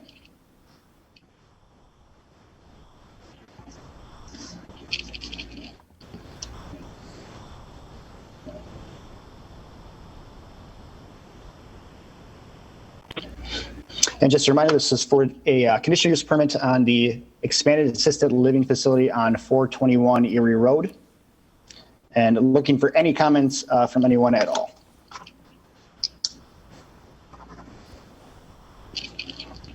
Does anyone wish to speak on this item? Does anyone wish to speak on this item? Does anyone wish to speak? Let the record reflect that no one came forward, and this public hearing is now closed. We'll move to agenda item 6, which is consideration and possible action on the request to amend a conditional use permit for an expanded assisted living facility at 421 Erie Road, submitted by Hayden Frank, Oak Park Properties of Green Bay, LLC property owner. Thank you. So again, this is at 421 Erie Road. We have quite the amount of acronyms I'm about to go through. So for the future land use, this is this tan shade here. It is the TND, which is traditional neighborhood development. From that TND, we created the Grandview Place PUD. So this underlying zoning isn't completely accurate. It does have a PUD overlay, which is that Grandview Place, which was established in 2015. Along with that, the Oak Park Place had a CUP for the PUD, also established in 2015. So 3 different acronyms. I think we're all set now. So with that initial CUP, they have to come through for any amendments to this property that's an expansion of any of the uses or any other facilities. So the first expansion that they're proposing is right here in red. This is an addition onto the building that will connect in this area here, and it is along Erie Road. So a look at the elevations here. This is, let's see, I'm going to go to the next one. Elevation C is what you will see across Erie Road. So this is basically the frontage that you'll be looking at once you're driving past. This is very similar to the building as it exists now. This is in compliance with that PUD. I've already done a preliminary site plan review, and it does meet all of the criteria within that PUD and then our standard site plan process. That PUD does call for final site plan approval through the Plan Commission, so that'll be coming through for your approval at the next meeting. So most of the, this is all the existing buildings, so don't mind that. But everything else here is basically showing you that they have a lot of deviation in the facade, a lot of window coverage. They've paid really good attention to what materials are being used, all things that we require as part of that PUD. So with that, we also reviewed that against our standard CUP, or CUP standards, which were in your staff report, and we feel this is accommodating to those. We don't see any issues with this expansion. It works well within the PUD and within our CUP requirements. This was brought to Alderdorf and any property owners within 200 feet. We did receive one objection. Their issues were, they had 3 separate issues. So one, they thought there may be additional traffic. With this only being 12 additional units, we don't anticipate much traffic. This is also for assisted living. Most of those people don't drive. And the parking is already on site, so we don't need any expansion of parking, so there won't be any further construction aside from the building. Their second objection was to the front setback. However, staff feels that this is an appropriate setback. They have a 25-foot building setback from their property line, which is also set back 20 feet from the road. So the road line has 20 feet to the property line as part of our right-of-way, and then there's an additional 25 feet for that front setback. So this will be set back 45 feet from Erie Road, which staff feels is more than substantial. And then they also were objecting to the building design. They felt it wasn't consistent with the existing structure. However, staff disagrees with that. This is basically a mirror image of the existing structure. So we are recommending approval to this. Again, with the same requirements from last time. If there's any expansion, it has to go before this board. And then just our general CUP language about standard site plan approval.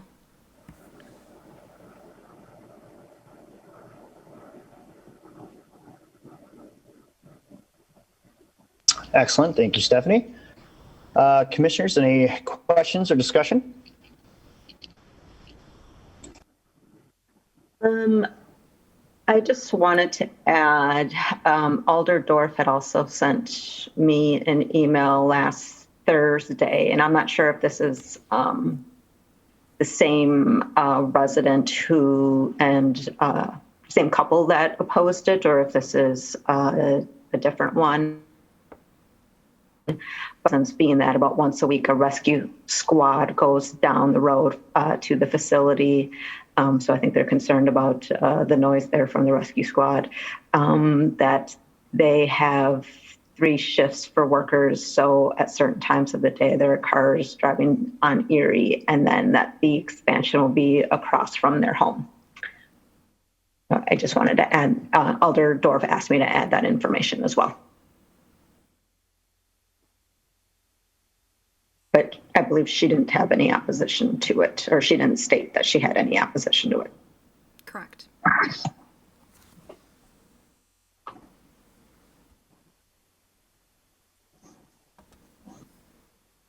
Any other questions for staff? Make a motion to approve. Second.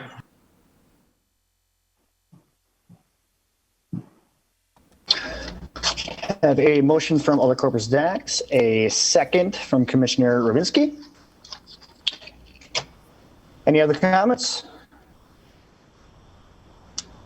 All right. For those in favor, please say aye. Aye. Aye.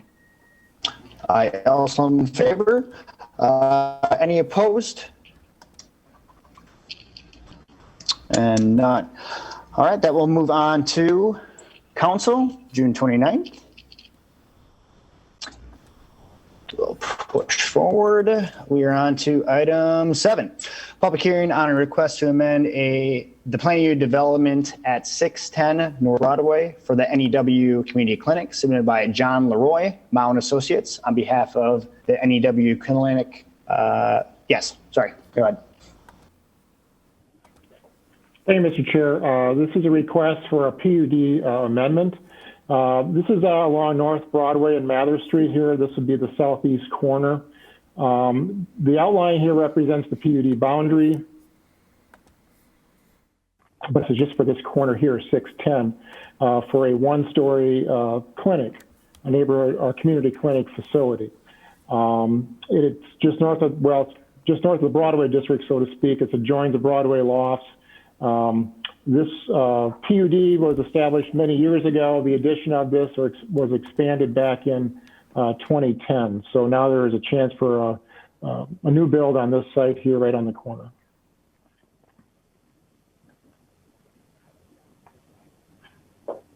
Thank you, Paul.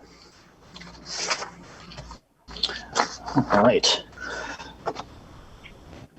All right, this public hearing has been properly posted and public notification has been published in the Green Bay Press Gazette.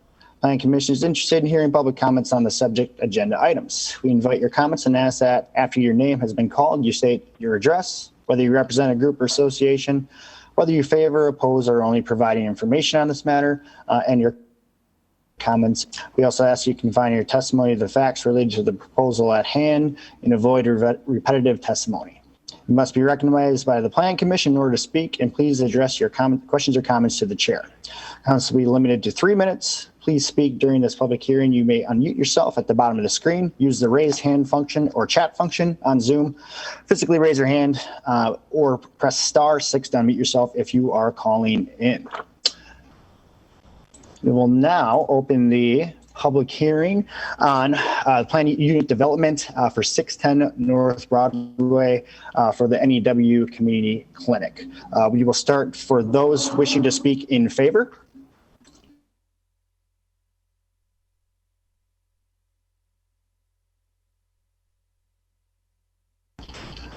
Anyone looking to speak in favor?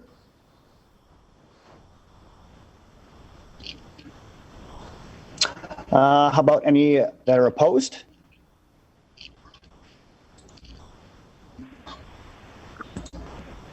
Hello. Yep, go ahead. Please state your name and address. I'm Peter Liebergen, 601 North Broadway. Thanks, Peter. Go ahead. This clinic, what are they going to serve is one of my questions. And are we considering the fact, you know, I'm kind of looking through this and what you serve, and I'm really happy that we have this. Don't get me wrong, I came in on the negative end, but I really just have questions. Are we looking to the fact that because of the political climate of what they might serve for medical advice, there might be political opposition that will create an atmosphere on our Broadway street that is our showcase right now of our downtown Green Bay, along with Washington Street. And then I'm wondering where the parking is going to be. DNA across the street, and how big the building is, how many stories, and is it going to come all the way out? You know, what's the size of the building, the footprint? So there's a lot of questions there. Maybe I can get some of this information somewhere else. Maybe you can refer me, and I'll let that go. But my main concern is that we might end up with a protest building in my neighborhood. Thank you. Thank you, Peter. I took note of those questions, and I think we'll have the applicant on here shortly. We'll try to get those answered as best we can for you, too. Appreciate that. Thank you. Absolutely. Looking for anyone else who wishes to speak in opposition?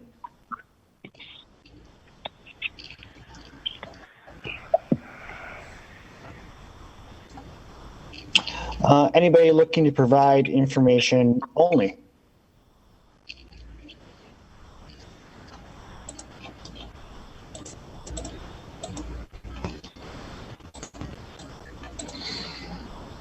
And again, this is for the request to amend the planning unit development at 610 North Broadway for the NEW. So looking to take any comments or anybody else looking to speak on this item.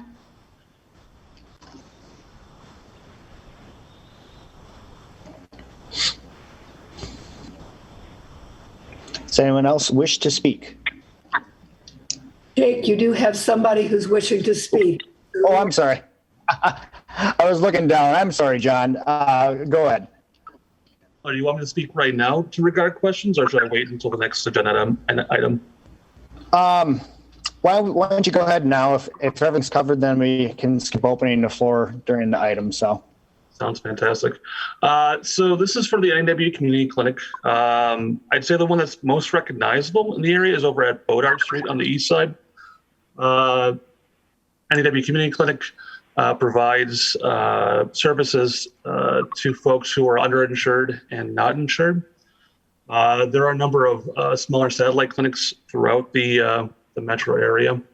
As to what would be done here, this would be a Monday through Friday type of operation. Based off of current needs. That's how the other places are running at this point. The building itself is one story. It was based off of the existing PUD to go ahead and make the site considerations for it. There's a considerable amount of parking on the site.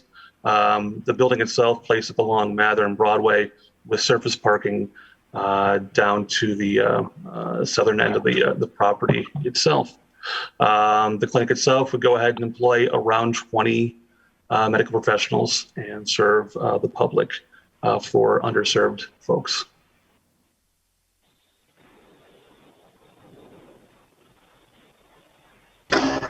And John, was anybody else joining for the call tonight from the NEW clinic? Are you aware? Right. I believe at this point now, no, not at this time. No. Okay. And I don't mean to put you in a tough spot there, but could you speak to the services provided to your knowledge? Sure. On the NEW Community Clinic's website, as far as their programs and resources, they provide medical attention, dental care, mental health. When looking at the building plans that are a part of this. The submission, there's a number of different clinical rooms to go ahead and assist the public. It's to go ahead and help underserved folks as far as typical medical needs for clinician services. Understood. Thanks for taking a look at that for us. Any other comments?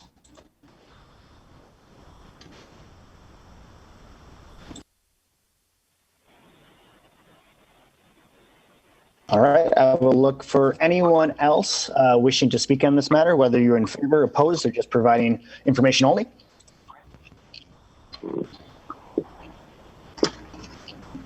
Is anyone else wishing to speak? Is anyone else wishing to speak on this item?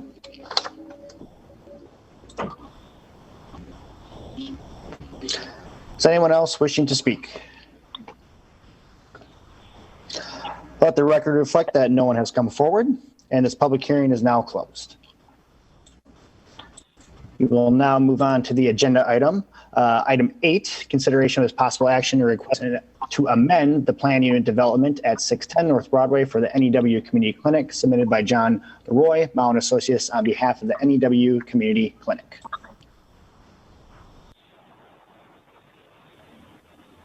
Thank you, Mr. Chair. Let me just follow up with some background information regarding the future land use or the comprehensive plan recommendation. An amendment made back in 2014 to designate this area, the immediate area, as public or other public or semi-public, I guess, and the use is considered permitted under that type of land use. The zoning is rather a mixed bag here.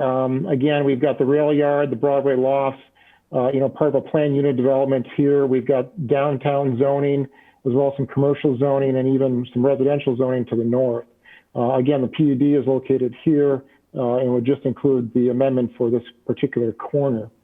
Some more of the details, I guess, maybe that we're missing here is the site plan. This is submitted from the applicant. This would be Mather Street here on the north, and then North Broadway. This is the footprint of the building, roughly set back about 12 feet from both Mather and North Broadway, with parking to the south here, adjoin the Broadway lofts, as well as the NEW shelter here.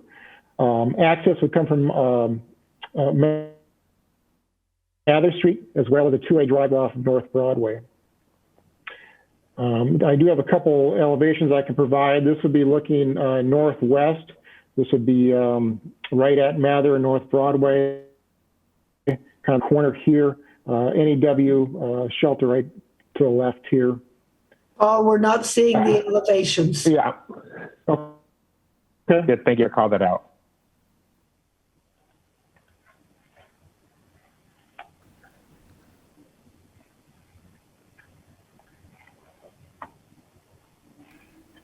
Updated for a second, then it dropped back off. Sorry about that. Here we go. Can you see it now? Yes. Yes. Sorry about that. Let me just back up to the slide here. Again, the site plan. Did you have any questions on the site plan? Was that visible to everybody? It is now. Thank you. Okay. Apologize. Again, the renderings provided by the applicant showing the northwest corner here, Mather and Broadway. And then this is a view from the southwest, Broadway, the primary entrance to the structure here. So we put together an amended plan unit development that's attached within your agenda, customizing that to fit, as John said, the NEW shelter, as these are kind of sister sites, so to speak. And that's attached within your agenda. We didn't take any calls or questions on this request, and we are recommending approval of the request subject to the draft plan unit development attached within the agenda.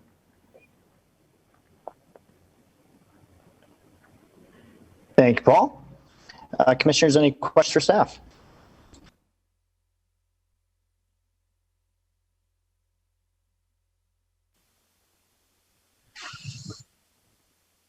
I do have a question. I'm trying to think of how to word it at this moment right now. So just 1 second while I look over the site plan, if you don't mind.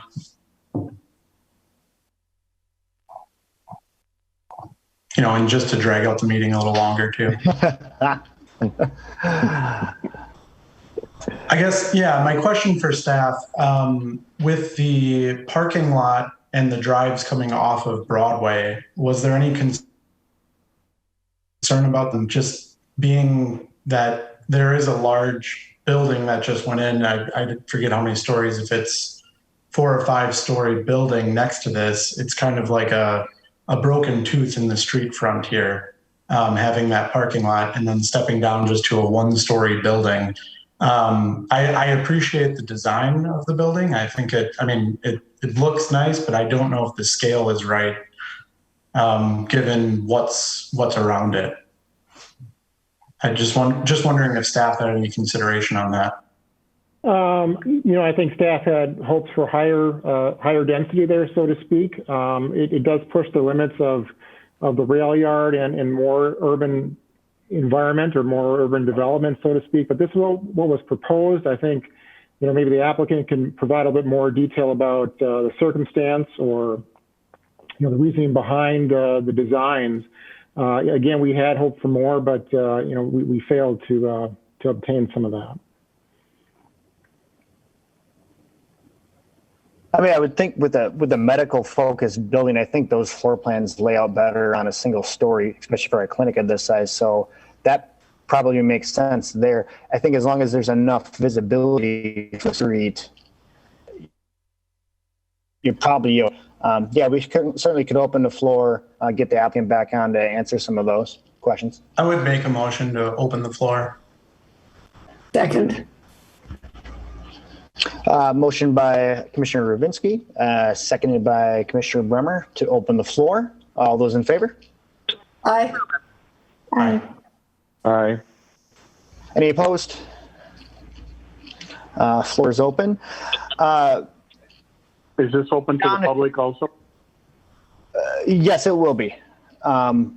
Let's take your question to John first here, since it's what we were just talking about.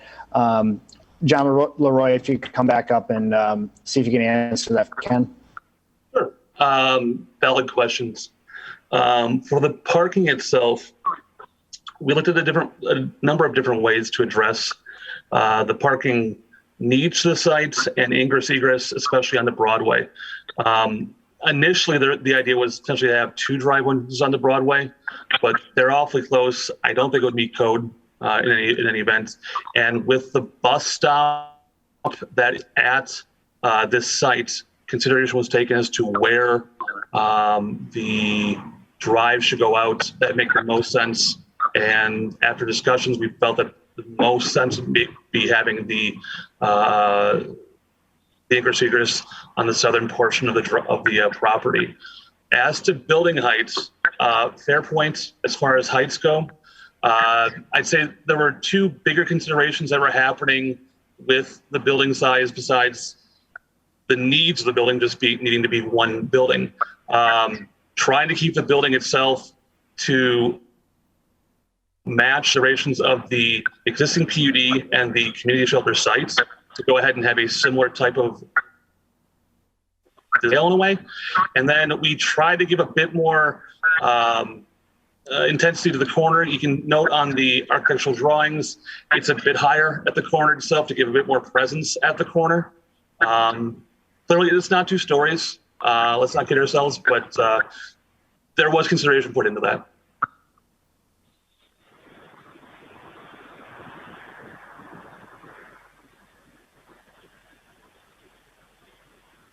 Ken, does that answer it for you, or any other questions for him while we got John here?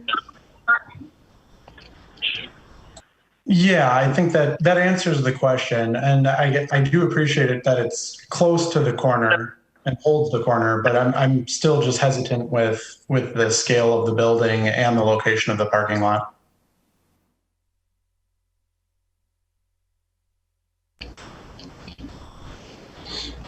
Yeah, and I do have a quick question, Chair Miller, if it's allowed. Yep, go ahead.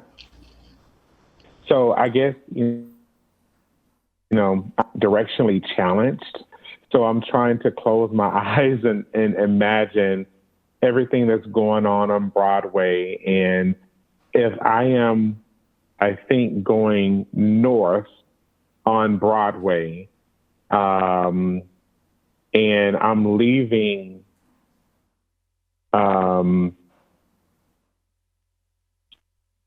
Maine, I turn north on Broadway, and that's north. I'm going north on Broadway, leaving Maine, going north.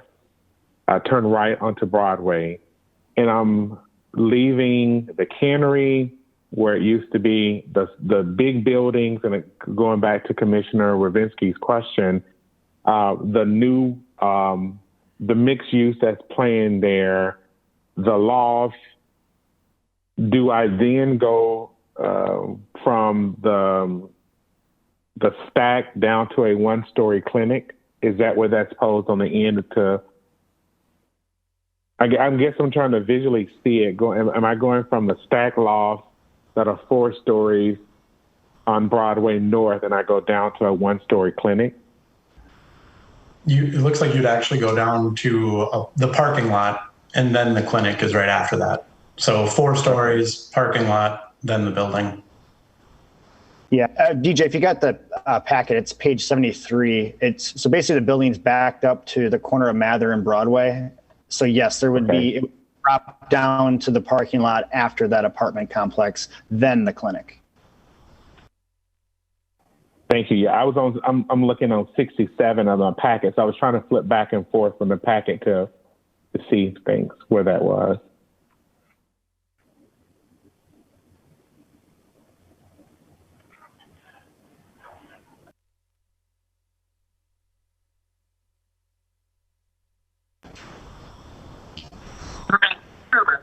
And I'm guessing that would probably actually be, and not to speak for John on this part of it, but it's probably preferred to have it up to the corner because you wouldn't want to tuck it behind the apartment building and lose visibility as you're going north on Broadway. The parking lot does give it an opportunity to be able to see it probably a little bit better. That would be my guess. I have a comment on that. Some information for you. Can I speak? Is that Peter? Is that you? Peter Liebergen. Yes. 601 North Broadway. Yes. Can give me 1 second here. I'm going to ask this of the applicant real quick, and then I'm going to get right over to you. Okay. John, is that a good assumption there? It does step down. Number one, just confirm that to the parking lot and then the clinic, and then I'm guessing that was a design consideration for visibility from the corner. The placement of the building was with the intention of the existing setbacks along Mather and Broadway to fit in with the existing PUD. So it's brought up, and with the existing utility easements that exist on Mather, those are there. Additionally, I'm trying to find it right now. I worked on the no-build easement on the southern end of the property. I don't know the exact width, but there is a no-build easement that was granted by the former owners, which was NAW Community Shelter, to TWG for the 4-story building to preserve some views and just fire space. So there is a no-build easement that exists on the southern end of the property. That makes sense. Commissioner Daniels, Commissioner Rubinski, any other questions for John while we've got him in regards to that or otherwise? Yeah. I guess my question would be, this is the new community shelter, same owner as the clinic. Is there a possibility of sharing parking with the shelter behind the building? Is that a consideration? To clarify, they're not the same owners.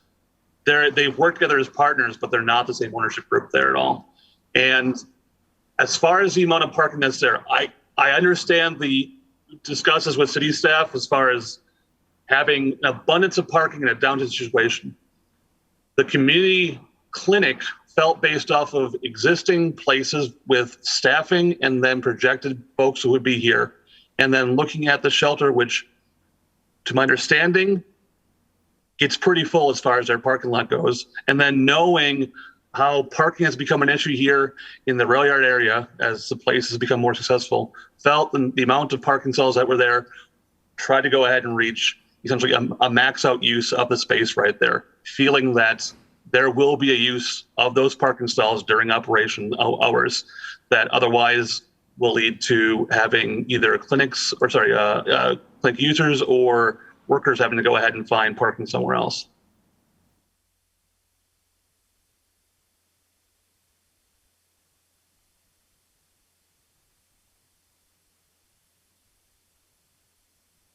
I would presume since you're looking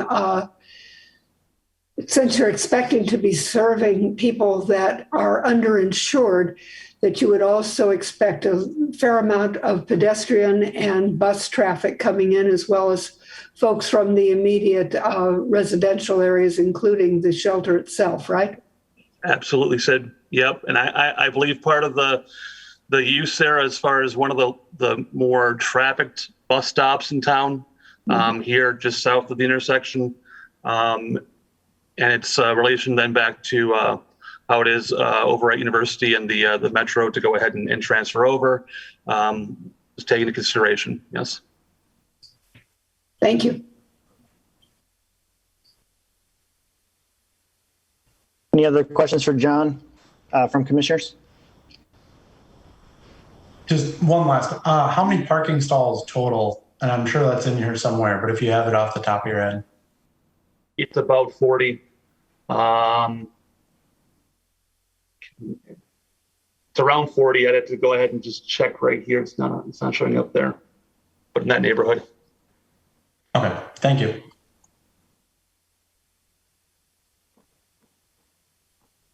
Okay, I'm going to move on to Peter, who did have a question as well, too. Peter, if you don't mind, just state your name and address one more time. I apologize. Peter Liebergen, 601 North Broadway Street. Appreciate it. Go ahead with your comments. On the odd number side street, there is no driveways. And if you know that area, which I know pretty well because of my building's position, traffic is a situation on Broadway. I don't think it's a good idea to allow access to Broadway for people with mental health issues and other health issues with a building that's 4 stories stacked right up to the curb. I don't know how many feet it is right up to the sidewalk. I don't know how many feet it is from the face of the building to the curb. But I think you're creating a dangerous situation for your customers at your clinic to pull out onto Broadway. Trucks, semis, that's a state highway. I don't think the plan is very good there on your access to your building. You should do it all off of Mather for safety, for Broadway traffic flow. And also you would gain additional parking if you don't have that access on Broadway. Them are some of my observations. I wouldn't want to have people that maybe just got a bad analysis from a doctor to be pulling out onto Broadway. You're not going to be clear-headed. I know that from my visits to the doctor that aren't good. I want you guys, you commissioners, to think about that. I think it's better if they all just use Mather Street. That doesn't sound good. And are they going to flow with that 4-story building in the architecture? Or is it going to break again into something else? I know when we did our building addition just recently, we flowed with what the neighbors had. Thank you. I appreciate your commentary and patience while we work through those other questions. Thank you very much. Anyone else from the public looking to speak on this item?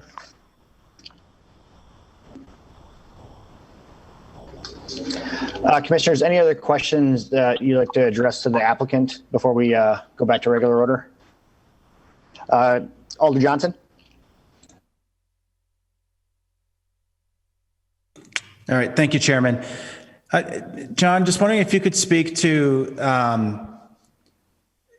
the particular use on that property. Has there been discussion with the organization about the possibility of adding additional stories?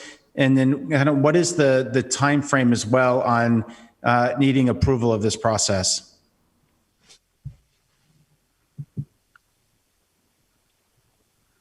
Thanks, Alder. You have discussed the idea of more stories. Question one, when it came down to this, as far as trying to keep in with the downtown core in the area. And the thought was, as far as the needs of the shelter to go ahead and make this work, this is what the floor plan was needed to go ahead and stick to this and not have additional space. They felt the balance as far as the amount of parking at the site and the amount of usable floor area was meeting the balance they needed to have for the area. As far as timeline goes, we've submitted with the city now the site plan for review based off of this to go ahead and get this moving along for the site. So it's in full gear to keep this going and try to break ground here relatively soon. Okay. And I just think, I'd echo maybe the sentiment, in fact, of what some of the other commissioners have brought up. And in fact, we were talking about this at a meeting previous to this one. It's a very prominent corner, coming into the district corridor there. To unfortunately see a one-story building is a little bit disappointing. It'd be nice, to add some texture to that.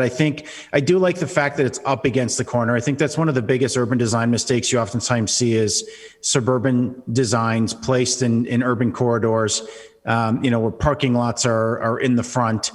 So I do at least appreciate that the structure was brought up to the corner. I think that's important. Generally you like to avoid parking lots, obviously along those corridors as well. And I appreciate that you're left with few options there. But if I had a magic wand, and I'll leave this to the commissioners to discuss and debate, there would be two primary things that I would change about the design. One is, additional height. I think working, with partners to add some even transitional housing on the second, third floor. I can't speak to what that does for construction costs, but when you have partners and other, grants that are available through the city right now, it could potentially close that gap. And obviously is very mission complementary to the organization. But I think it gives you a better design, better entryway into one of our major commercial corridor areas. And of course, the other thing would be the parking lot. So even if, this were to pass a stand, there's one thing that I would maybe request is on the parking lot design, if there's something that we can do to somehow enclose that and make it feel contiguous. Sometimes I look at like the Main Street district, for example, often they put in like, different types of fencing or pillars that at least, even though it's not a building, it doesn't give you the appearance of just this wide open, expansive parking lot. And as Commissioner Ravinsky alluded to, sort of this toothless feel, to the urban street line there. So just kind of a couple thoughts, but I'll leave to the commissioners to discuss. Thank you, Alder Johnson. Anyone else looking to speak on this?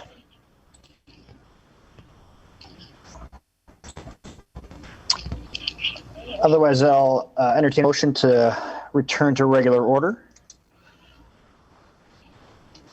So moved. Second. Motion by Commissioner Bremer, second by Commissioner Linsmeyer to return to normal order. All those in favor say aye. Aye. Aye. Any opposed? And we are back to normal order. I'll share my thoughts, I guess, right off the bat. I guess I have a lot of the same feelings that Alder John. It's a prominent corner. You would hope for something a little more prominent in terms of structure of the building. I certainly have no problem with the usage of it, but I'm a little stuck right here. It certainly doesn't feel like the right thing to turn this down, considering what it would be bringing to the city, but also just the neighborhood. But gosh, wish there was something a little larger structure there. I want to offer an alternative point of view to that. It seems to me that the lower structure allows the whole rail yard as a backdrop to it. And I think it's a very, very handsome building, a handsome entrance to the building. And I'm sitting here thinking back 15 years and awfully glad we're not dealing with a big, huge Walmart taking up this whole area. I've heard, Commissioner Bremer, I've heard those Walmart stories as well. And I guess the only thing I would say is just looking at the whole entire plan, and I guess this goes back to Dave and team and staff, to the staff. I mean, when you guys envision the plan for the rail yard in this whole area, how does this fit into does this fit into the plan? I guess I just didn't envision seeing a one-story building here. Not that I'm opposed or against it, but how does this? I guess it does fit in. It can fits into the plan. I was shocked when I saw this in the packet because this wasn't where my mind went for this particular use. So staff, could you guys speak more to pie in the sky, going back to Alder Johnson, pie in the sky, what the intent was for this?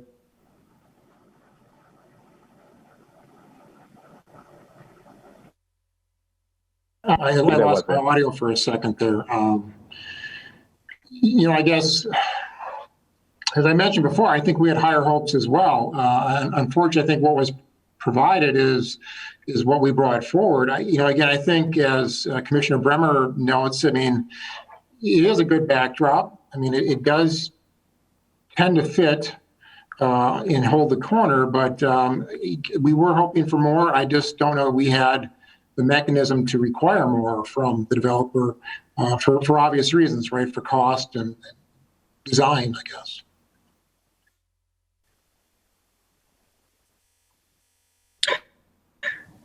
And I guess, TJ, if I can comment, when we looked at the rail yard itself to the south, that already had a frontage that was 2-3 stories because it was existing structures, right? And then we really dealt with the inside of the rail yard itself. Obviously, as you go north past Mather, I think the thought is transition back down to a office residential or a little lower density than the downtown. So, when we talked about the rail yard, we didn't look that much at that corner. And it was still green space, and I kind of thought that's what it was going to be. So, but like Paul, I would love to have seen a second or, even 2.5 stories building there. But, yeah, we're not designing or paying for the clinic, so. I don't know if that answers any questions. Yeah, I think David's right. It's acceptable in the sense that it does transition back down at Mather, and you do have other structures that are single or story and a half north of Mather, right? So would we want to see a 4-story building there? That might be excessive. Certainly a 2nd story would be helpful to create more density, but I think this is still appropriate, again, as it holds the corner and it does transition down. We always want more density, right? We always want more. It just... that's kind of what we were left with, so to speak. And I guess for me, coming down Mather, thinking of entering into the rail yard, and thinking of other places I've been where I'm entering into an area, I don't think of the backdrop as being the biggest factor. I think of like that first thing you see coming in, and as I'm turning that corner, I see that parking lot. And was not right for this corner. I just have a hard time supporting this as is, and I guess I'd like to see if to negotiate a little more on this. And I don't know if there's a way of referring it back to staff. If I can make that motion, I would like to do that. That is a motion you can make, is to, well, in the case to probably get more information. If that's what you were looking to do. If there's something more specific, we can give that instruction too. Absolutely. I guess my motion would be to just hold this, have staff negotiate more on just making the scale of this building more appropriate and reducing that parking lot frontage on Broadway.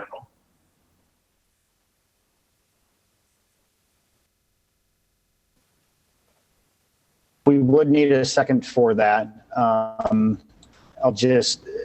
throw my comments in really quickly for that. Once I heard about kind of stepping up into the district, I think I feel a little more comfortable. I even pulled it up on Google Maps and just kind of took a look at that corner. You've got a gas station, a street, and kitty corner from it. I mean, it is transitional in that terms of you're in terms of use, in terms of intensity, I guess maybe is a better way to put it. So for a 2.5 to 3-story building versus taking something that's definitely an asset to the community and certainly, brings use to that parcel. Not perfect, but it's an absolute, upgrade compared to nothing that's there right now. So just a quick question. I know there's a motion on the floor, but I think Commissioner Ravinsky, that was a motion, but can staff speak from a legal standpoint where our footing is as a commission? Do we have legal footing here? If it fits within the... Go ahead, Paul. Well, I think so, sure. I mean, this is a planned unit development. This is kind of a negotiated situation, and we work with the developer to find common ground and make adjustments. I think you would be, sure. It's kind of fluid, I would say, yes. I guess I'm not sure what the response will be if we table this, but you certainly can ask for that and we can gain more information.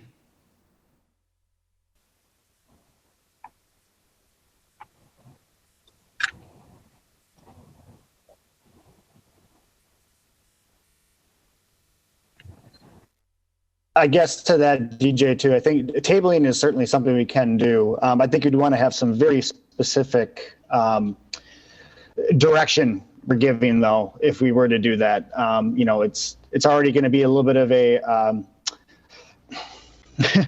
we're putting them in a tough spot by kind of pushing it back their way. So we want to make sure they have some very good direction on what we're looking for out of them to move forward.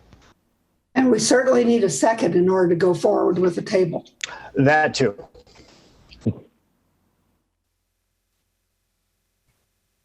I'm kind of caught in between the two right now. It's definitely a need in the community, and I don't want to hold that up in any way, shape, or form. It seems like this is aesthetic to me, then would I like to see a taller building here? Yeah, I'd like to see a taller building here. But I don't, it sounds like the petitioner had already considered that, and for whatever reason didn't go that direction. Not quite sure why we're asking again. If we decide to go, if we decide to table it. I get it. I get where you're coming from. Those who want to see something more in line with what's there already on Broadway, but I'm caught here. I'm undecided right now. Yeah. And I'm more concerned about the community need as opposed to. Yeah. All the culprits. That's the same thing. I'm like, I know we have a motion on the floor, but I'm calling for the question in regards to trying to figure out if the motion, if we have the legal rights for it, which we do, but then I guess I'm caught in the middle as well with you in we want it more. We have the legal right to send it back, but are we going to get more? And there is a need for this in the community as well.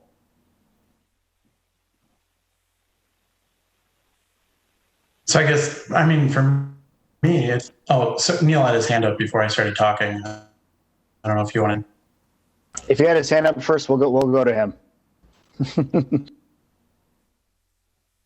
But you're muted. Can't hear you. Yeah, we can't. Nope, still muted. No. It's showing unmuted, but we're not hearing you.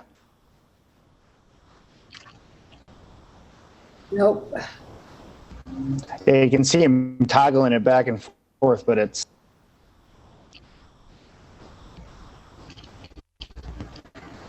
Anything you can put in, Neil? Yeah. He's logging off. And I just hop back on. Ken, why don't you just go ahead with your comments then while we're waiting for Neil to pop back on? Yeah, I mean, I understand the need, but is it the best site for that design? And I don't see it there. The scale is not right for what the vision of that district is.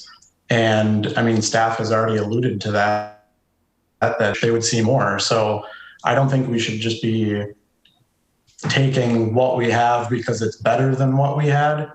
I feel like Green Bay has done that a lot in the past, and then we're stuck with something for years to come, of the future. That is not the best thing. I mean, the use is a good use, but the scale is not right for that district. Looks like we got Neil back. Let's give it another go. Do I have sound this time? Yes? Yes. Hey, all right. Nothing better than the best IT solution in the world. Shut it off, turn it back on again. I just want to point out, I believe the next Plan Commission meeting is the 21st. The next City Council meeting is on the 29th. So you do actually have the ability schedule-wise to still put in, essentially, if you did want to get a little bit more time without disrupting action at council. So just to point that out. That's a great thing to point out. Jake. What? Oh, there you go. Sorry, you were locked up. Go ahead. It's all right. I just wanted to comment. I think Alder Corpus Stacks had made the comment that we would, the use is great, but would we hold it? Would we get anything different? I think the difference with postponing it is that the petitioner has heard from the Plan Commission, not just staff. And they may reevaluate their thoughts because, potentially get a recommendation of denial. I mean, that would be the difference with holding it up now from our discussions from before with them. Is they didn't have, they were talking to staff, not the actual commission. So I think, you may not get anything different, but I just wanted to kind of point that out because we would go back to the negotiation table, I guess. Okay. I'm going to go ahead and I'm going to second Commissioner Ravinsky's recommendation, especially now remembering that we do have another plan meeting before this heads to council anyway. So let's give it a shot.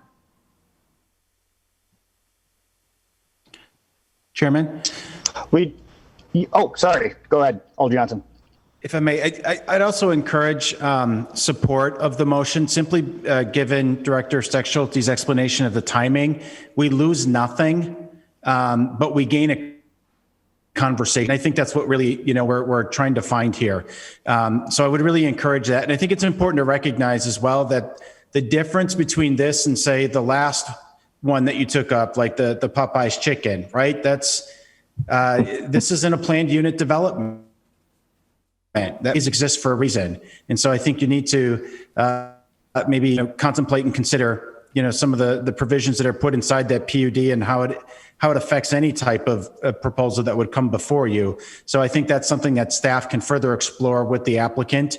And again, we don't lose any time at all by doing that. So just wanted to point that out. Great point. On that basis, I am willing to vote in favor of the motion to table, but I have to say, I'm not at all sure that a taller building would be nice here. We're coming from low rise all the way along. So in favor of further conversation, okay. I think that to my point earlier, it makes it very important for us to provide some good direction to staff on how we want them to, what kind of questions they want to ask, how they want to go about this, because I don't think we want to hold it up again. have that flexibility now. I don't think we want to have the same situation a couple weeks from now. My question, and maybe I can get this answer right now. This was not part of the rail yard development, right? Master plan. This was not included in that, right? Correct. Would we'd fall back in that situation to the master plan for the city. And if I would just like to see some information on that, I know I can look it up myself too, but just some idea of what was actually the idea for, or since we've begun work on the new update to the comprehensive plan, if there's any thoughts that have been given to this particular corner or neighborhood at this point as well too. Those would be my considerations when staff. Mr. Leroy has pointed out that it is part of an already established PUD that includes the NEW shelter, community shelter, and it's certainly in keeping with the scale.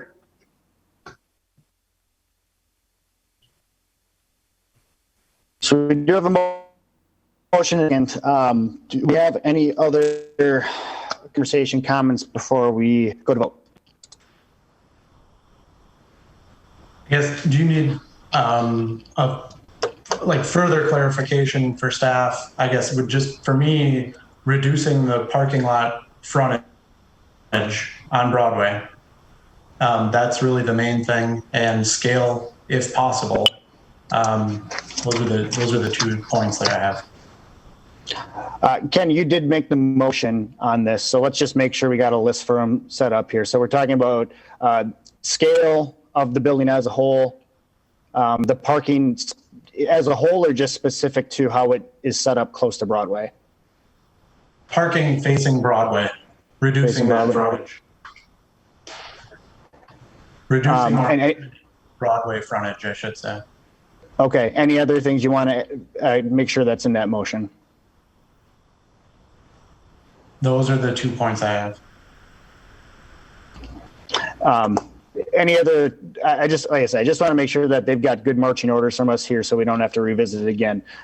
So what Ken has put forward is to hold with them taking a look at overall scale and parking specifically facing Broadway. Second was from Alder Corpus Dax. All those in favor, please say aye. Aye. Aye. Aye. I will also vote in favor. Any opposed? None. So that will be held until remind me on the date again, the June 21st? 21st. Okay. Meeting of the Plan Commission. I think that gets us to informational, which will director's report from Neil. Seeing it is 8:30, Mr. Chair, I will probably just email out an update to Plan Commission. So if there are any questions, can let me know on that. I did want to also point out schedule-wise that in terms of the importance of taking action on that item at the June 29th meeting is that City Council does not have a July meeting scheduled. So just want to make sure that was also on the commissioners were aware of that as well. So if there's time sensitivity, it'll be important to take action on the 29th. So with that, I can answer any questions, and we'll certainly send out an update via email if anyone has any questions. Question about the time sensitivity. Something we can request from the applicant. Just what is their time sensitivity on that? I just thinking of this kind of development, it's going to be here for a long time. So a few months to me, I understand development's development, but we got to do what's right for the city. Yeah, no, absolutely. I think, my understanding is Commissioner Vrinsky's that it's probably just a construction timetable situation. It is already June, which it's hard to believe on that, but if it goes another month or so in terms of getting plans finalized and so forth, they probably missed kind of half of the construction season for this year. So my guess, that's probably their primary sensitivity would be my guess. I had a quick question for you, Neil, or maybe anybody else I can answer too. How is the trail connection coming under Mason Street Bridge for the Fox River Trail? That is actually one of the items that it will be in my written report, Commissioner Miller, but I will certainly give that. We have been working with the property owner has kind of finished transferring all the easements. I believe have been finalized for that site. And has actually done, I think, the prep work for that trail. Our understanding is that they are looking to get that trail constructed here yet this summer is their objective, to get that last segment connected in. And then the actual development associated with that lot will probably come forward here in the spring. The city's going to need to update the development agreement for that particular project as it comes in. But my understanding is that the developer's intention is to get that trail installed here probably in the next 60 days, I would say.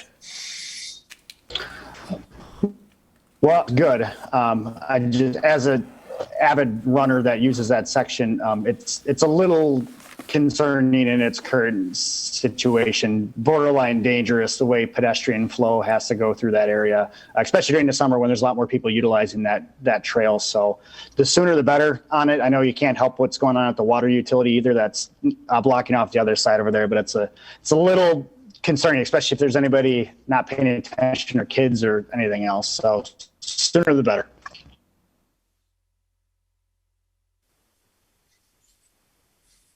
With that, any other questions, comments, anything else? Otherwise, we'll wrap it up. Date of next meeting, as mentioned before, June 21st. And I'll accept a motion to adjourn. Motion to adjourn. Second. Motion by Alder Corpus Dax and seconded by Commissioner Bremer. All those in favor, please say aye. Aye. Aye. Aye. And goodbye. Thank you, everyone.